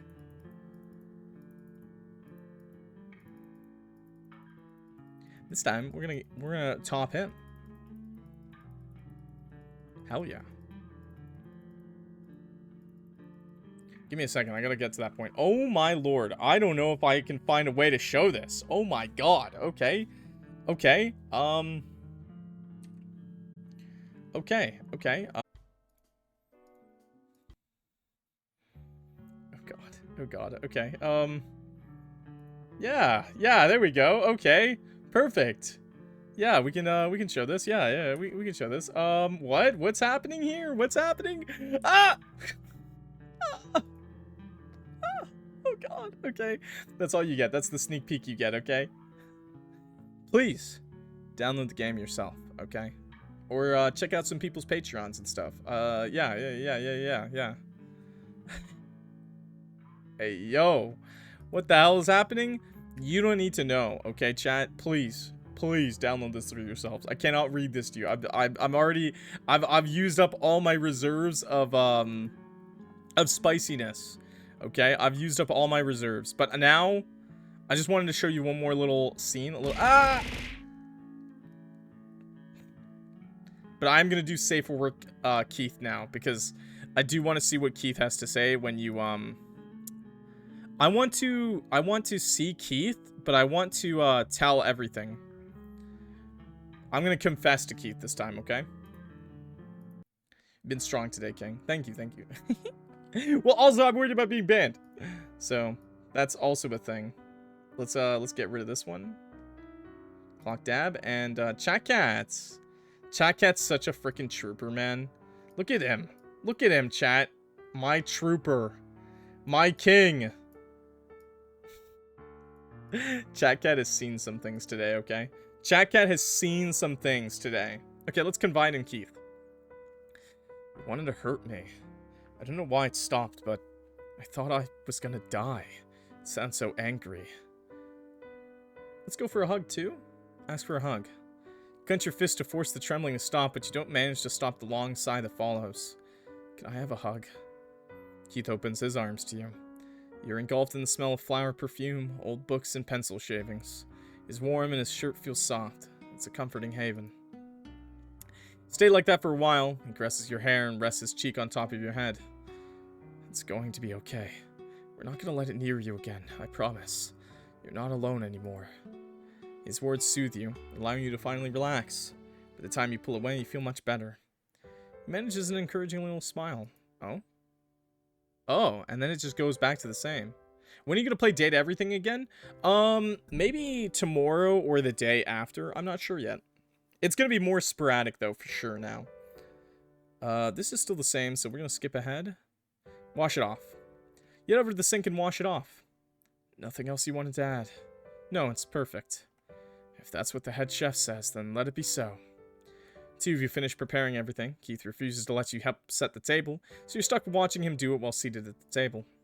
Even his tablecloth and tissues have flowers on them. He takes it a little further and dims the lights before taking out a few candles to create the atmosphere of a proper dinner date. I know it wasn't planned, but since you're here, I figured I'd make it a little more special. No, this is nice. You probably look like a wreck. You certainly feel like one, but you may as well allow yourself to enjoy a little romantic dinner. Impromptu or not, you must definitely need a distraction. Smile at him with fondness. Ever the charmer, aren't you? Can stand the idea that you hadn't yet done something special for me. Shoots you a cheeky grin. How else will I win you over? Food is tasty despite its simplicity. Keith doesn't have to voice it for you to know he also likes it. He has this happy twinkle in his eye as he eats it. And yet, as you continue your meal, that irking feeling creeps in again. You frown. What's the matter? You don't like it? No, the food tastes great. It's just all day I've had this feeling like something isn't right with the world. The world? What do you mean? Your head is beginning to hurt. Weird things keep happening. Do you mean the Fae? It's normal to feel that way. You didn't know they were real until not too long ago. You massage your temples. You're right. I think I'm just exhausted. Hey, it's okay. You can start getting ready for bed once we're done eating. Yeah. Luckily, the headache slowly fades, allowing you to enjoy your food. Keith tries to cheer you up with stories from his workplace about little girls with puppies and lovers getting each other flowers. It's getting harder and harder to ignore the ever-present unease, though. Once you're both done eating, he ushers you to go to do your night routine. You feel a bit bad to do so after you try to set up a dinner date, but he allows you no room for protest. Sometime later, you've changed into your pajamas, having settled into Keith's bedroom. To call today long would be an understatement. It's nowhere near the time you usually head to bed, but you do feel exhaustion creeping in. Would you have spent another sleepless night if it weren't for Keith and Tenebris letting you stay here? Perhaps worse, you might have been killed this time. They've been kind enough to insist that you take the bedroom. Make a mental note to think of a way to repay them as you're about to shut off the light. Then your eyes fall on a small calendar on the desk by the bed. The 27th is circled and something scribbled next to it. Curious, you abandon the light switch and draw closer. Today is the 27th. It's circled in green. And in black, there is a tiny shaky drawing of a cake with candles on top. A birthday. No, it can't be. Looking down, you also notice a notebook on the desk. Its cover is decorated with a blue flower pattern. Oh my god. It's his frickin' birthday, bros. Oh my god, dude. Okay, wait, save there. Open it. Don't go ask Keith about the birthday. Okay, open it. We'll open it, and then we'll go ask about the birthday. You know you shouldn't. It's rude. It's an invasion of privacy, but you can't help yourself. Despite your better judgment, you throw a glance over your shoulder, then open the notebook. As expected, it's Keith's diary, one he's been using since the beginning of the year. You flip through the mundane entrances in search of a more recent one, just a peek, to see if it really is his birthday today. At least that is what you think until you stumble upon a page filled top to bottom with only one word. Clock. It starts out soft and tidy before gradually growing thicker, some of them having been traced over several times. Your heart is racing. How lovely! This is disturbing. It's not that bad. This is how lovely. Can't help but the blush spreading over your cheeks. You have to stifle the excited giggle that bursts out of you. Was he being tormented by ceaseless thoughts of you when he wrote all this? Did he feel like there'd be no escape unless he wrote it down over and over and over? You run your fingers over the indented paper, where you press down on the pen. Now you need to see more. Your fingers slip between the pages, flipping several at a time in search of more of your name. Today I helped him put up Fae awards in his home. He looks so tired. I'm surprised they stayed. After everything that's happened to him because of us, anyone else would have already been decided we aren't worth such a hassle. I believe I'm not worth the hassle.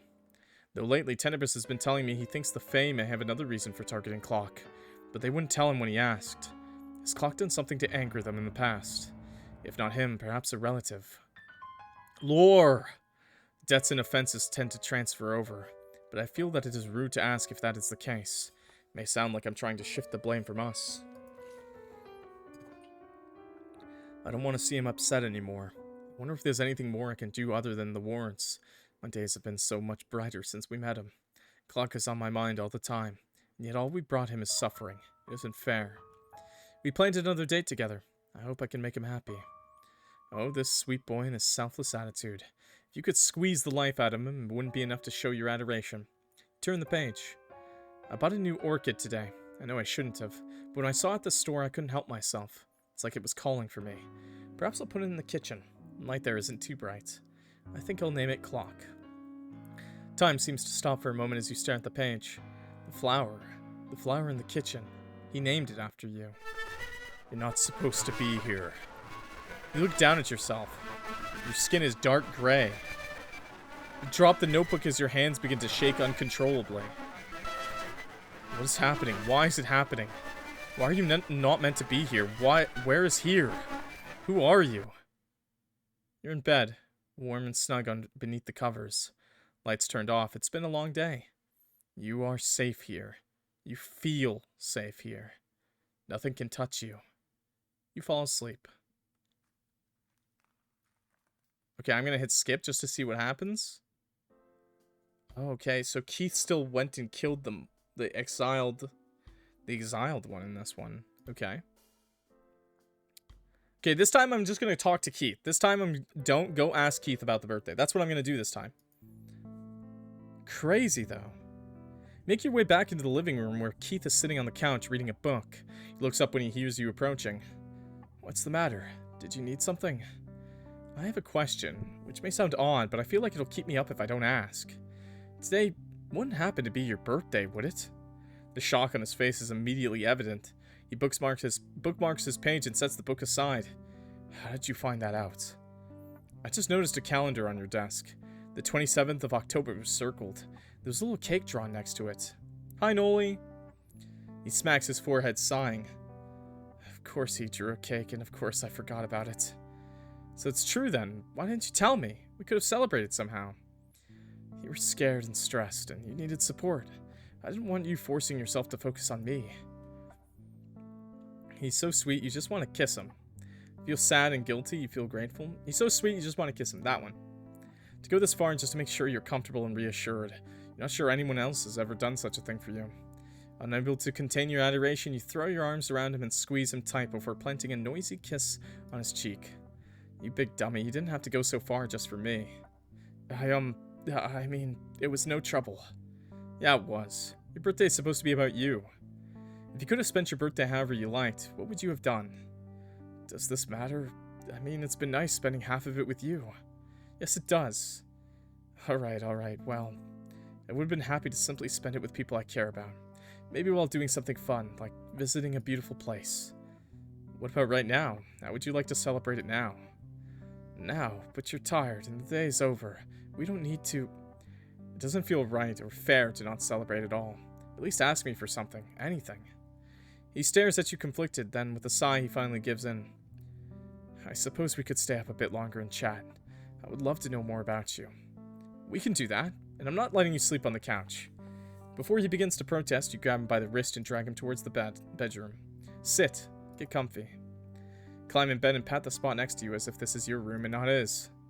But you're a guest. Are you comfortable with it? Yes. Reluctantly, he does as you ask and joins you on the bed. Okay, now tell me what you want to know. As you both make yourself comfortable, he throws all sorts of questions about you.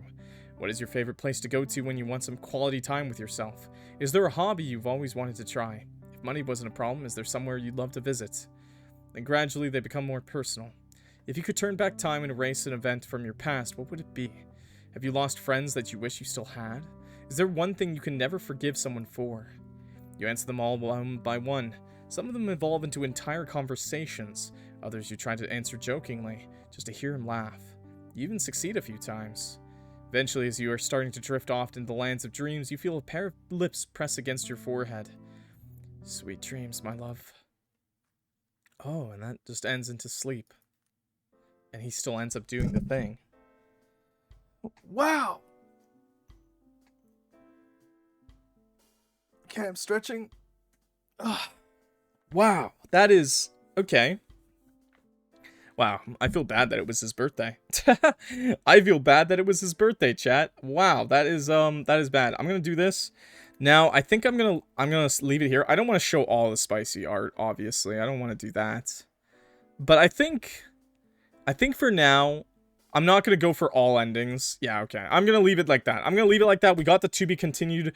We definitely got like a Tenebris to be continued and a Keith to be continued and maybe like a middle one too, maybe? I'm not sure. But yeah, I definitely think...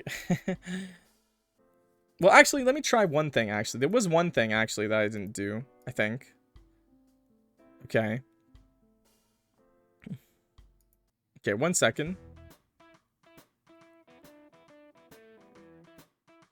No.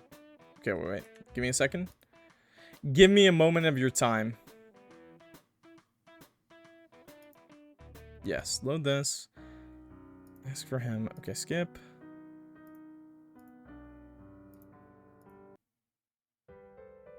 Offer help.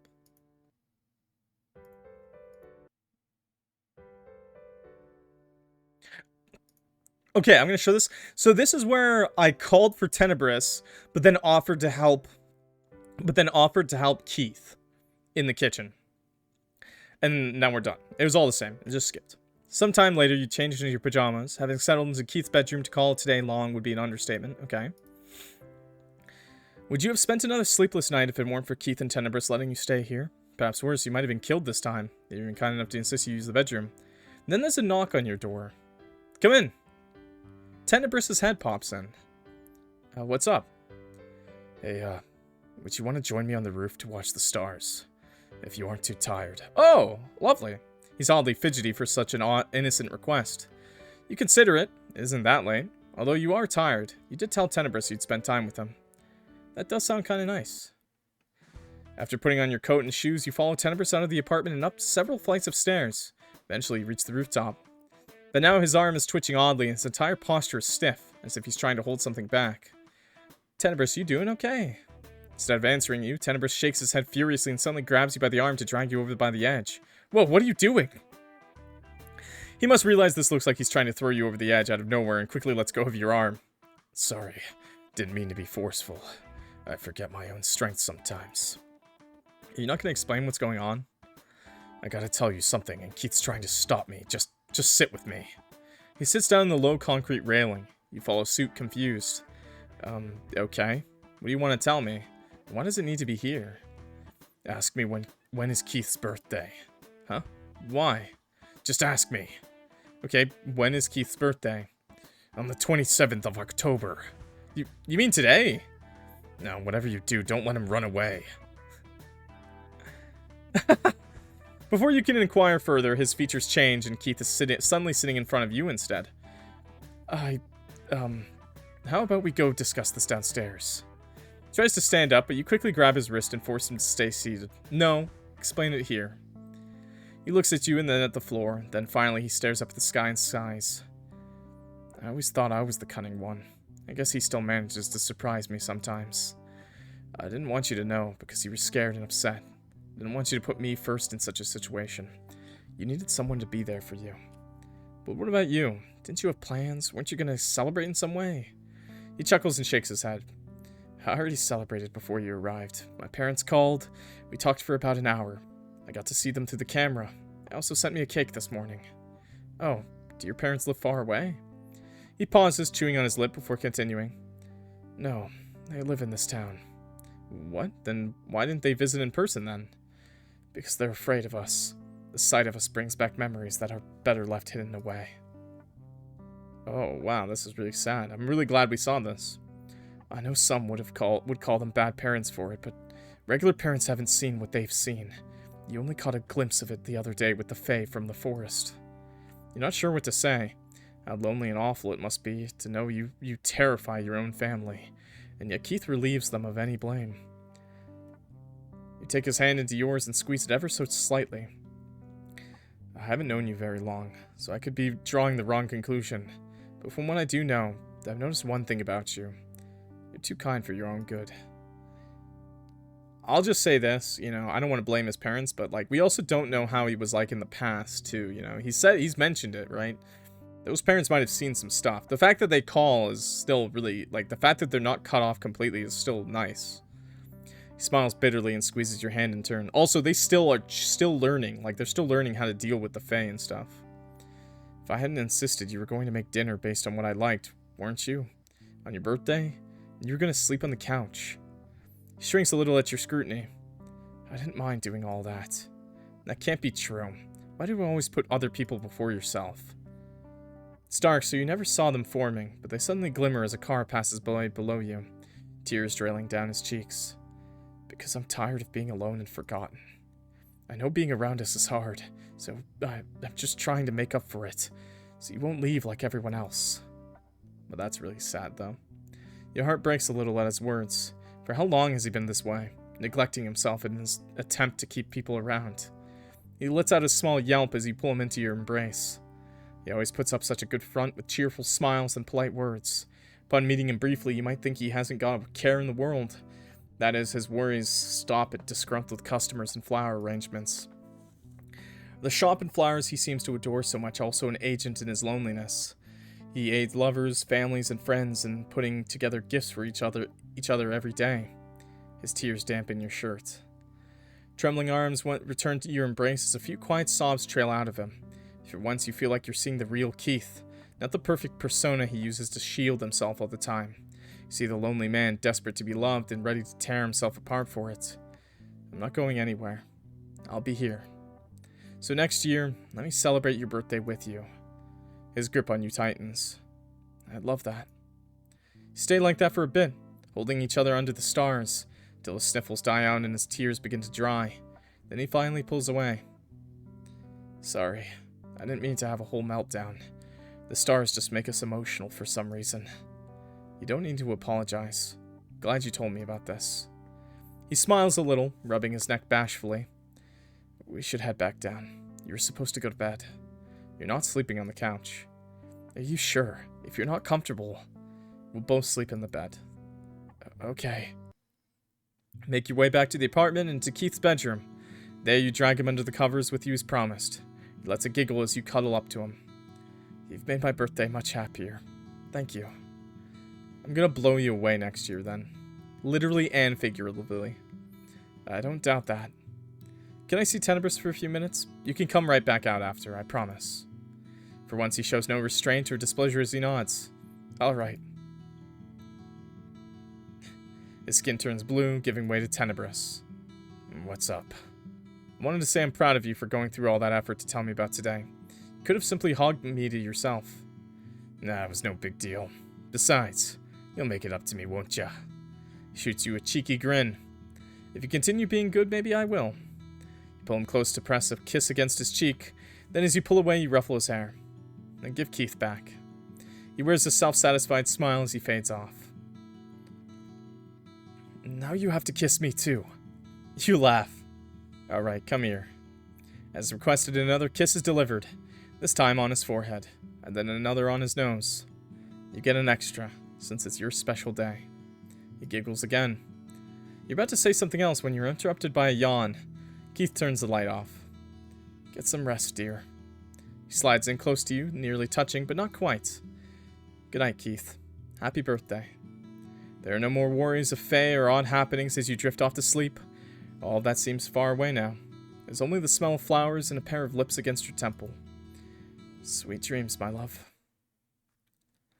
Okay, and then this goes back to this, the dream. I'm going to skip ahead, so give me a moment. Oh, and Keith still leaves, though. Okay, I'm leaving it there. That's what I'm going to leave it off at. I'm really happy we went back for that one. Wow. That is really sad. Poor Keith. And Tenebris, too. But I am happy we're getting through it. This update actually had more lore than I thought. At first, I didn't think there was a lot of lore, but the lore is like spread out. The lore is like spread out depending on what you chose, you know? The lore is like very spread out depending on what you chose. Wow. That's a lot. That's a lot. Mamma mia. Okay, I'm sure there was stuff I missed, but I think I got a lot of it. I think I got a lot of the the lore, like this main story stuff. Obviously, there's a lot of NSFW. The artist, the dev went insane. Absolutely nuts with the amount of NSFW art they drew. There is, yeah, like straight core stuff. There is yaoi, multiple positions for both orientations, I guess, both types. Then there's also BDSM. So there's multiple of those for all of that too, for both Tenebris and Keith. It's insane how much they did for NSFW. What? I missed so much. Yeah. We already went through a lot of the NSFW, but I'm not going through it all because I want to give you guys a reason to download the games and play around yourself because there's just so many routes. Also, just the fact that I just played off of one of the endings I got in the first time I played.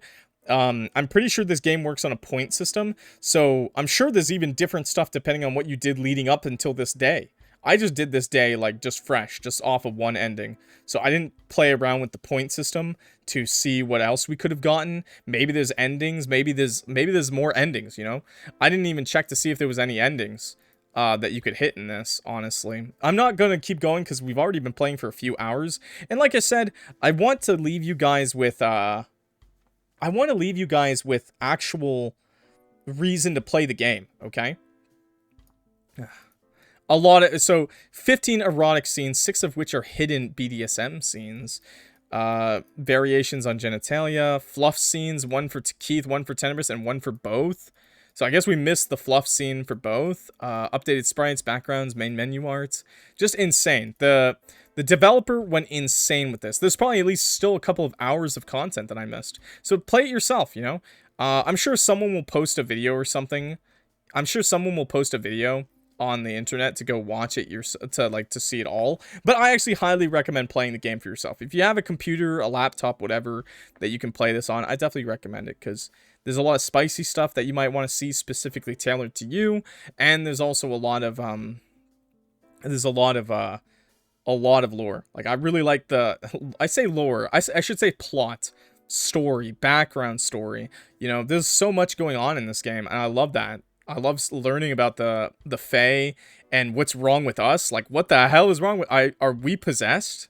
That's my best guess. Because they did say at one point we looked down and our skin was gray. And we keep hearing his thoughts.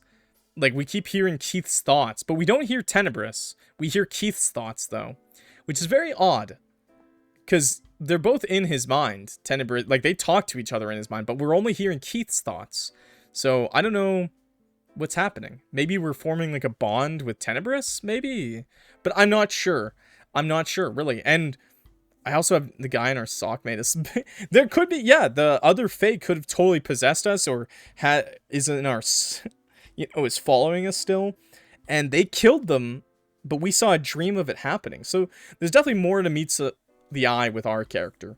I'm really excited to learn more as we go. Obviously, the developer is going crazy with the NSFW, and they're also kind of cracked on the writing, too, just for the main story. The fluff, by the way, my favorite part of this whole episode was the fluff. The birthday, finding out it was Keith's birthday was my favorite part. Finding out it was Keith's birthday, going up to the roof, the night sky, and just having, like, a nice conversation with the both of them and stuff. That was really nice. I really, really enjoyed that. That was really nice. That's my favorite part, at least. I hope you guys enjoyed it. Anyways, thank you so much for watching, everybody. I really appreciate it. I'm leaving off. If you didn't see parts 1 and part 2 of Duality, please check those out. I'll leave the link in the description below and on the end card. I should have said this at the beginning of the video. But yeah, this technically is part 3. So, anyways, thanks for watching. Lots of spicy scenes. Go check that out. I'm leaving it at that, though. So I will see y'all in the next video. Okay? Peace. Oh, like and subscribe, please. Oh my lord, dude. This game... It's actually crazy. So I'll just say this. Out of all of the NSFW visual novels I play, like I play a lot of... Okay, I shouldn't say... I don't play a lot of them. There's not a lot, you know? There's like The Kid at the Back. There's 14 Days with You. That's pretty much it. Out of like NSFW like visual novels that actually have like NSFW like hard scenes, it's pretty much 14 Days with You, The Kid at the Back, and this. I guess A Date with Death, the DLC, A Date with Death Beyond the Bet had it. Had an adult, you know, patch, adult DLC. But most of it, you know, good job, Clock. Thank you. Thank you. I need that. I need that strength. I needed it because it was hard. I can't read that much to you guys. Aside from being safe with YouTube, I just get really embarrassed and it's really hard to read it like that. It's hard to know that there's like multiple people watching me say that stuff out loud. So it's really hard for me to say that stuff. So I hope you guys can bear with me. Plus, like I said, I do want to keep it as PG as possible. You did great. But I know you guys like to see those scenes, and I know YouTube especially loves to see those scenes. But also, I don't want to, like, corrupt people and stuff like that. I personally think the fluff is way better. I think I've talked about it, but I'm actually not that, like, crazy I don't want to say horny, but I'm not that degenerate. My favorite stuff when it comes to romance is fluff. Like, I love the fluffy stuff. I like hand holding. I like slight kissing, stuff like that. I like cuddling. You know, I like those kind of things a lot. Not to say I don't like the down and dirty, but this one has the most out of any visual novel I play, spicy like visual novel. This one is the most basically like hentai game I play, like, and not in a bad way, because I think a lot of the audience really loves that, like they really want that, right? A lot of time. I just don't have time to do separate playthrough, you know, so I gotta do it all in one playthrough. But I do really like Keith and Tenebris. I think they're really interesting characters. There's such a other side to both of them that we barely see, that we're, you know, slowly seeing more and more as we go. So I'd love to see more as we go. I don't mind going a little for NSFW. Yeah, this one's very spicy though, right? Like this one's like this one's like full on just like hentai basically. Not that that's a problem. Like I said, that gets them more of an audience too. A lot of people really like that sort of thing. So I get it. Anyways, I'm clocking out of the stream, so I gotta edit this and upload this to YouTube today. I want to have it up on YouTube by the end of today. So thank you guys for watching. I really appreciate it. I hope you guys enjoyed the video, even though I kind of wussed out on a lot of the NSFW stuff. Thank you so much for watching, okay, everybody? I really appreciate it. I will see y'all in the next video, though, okay? Peace. Bye.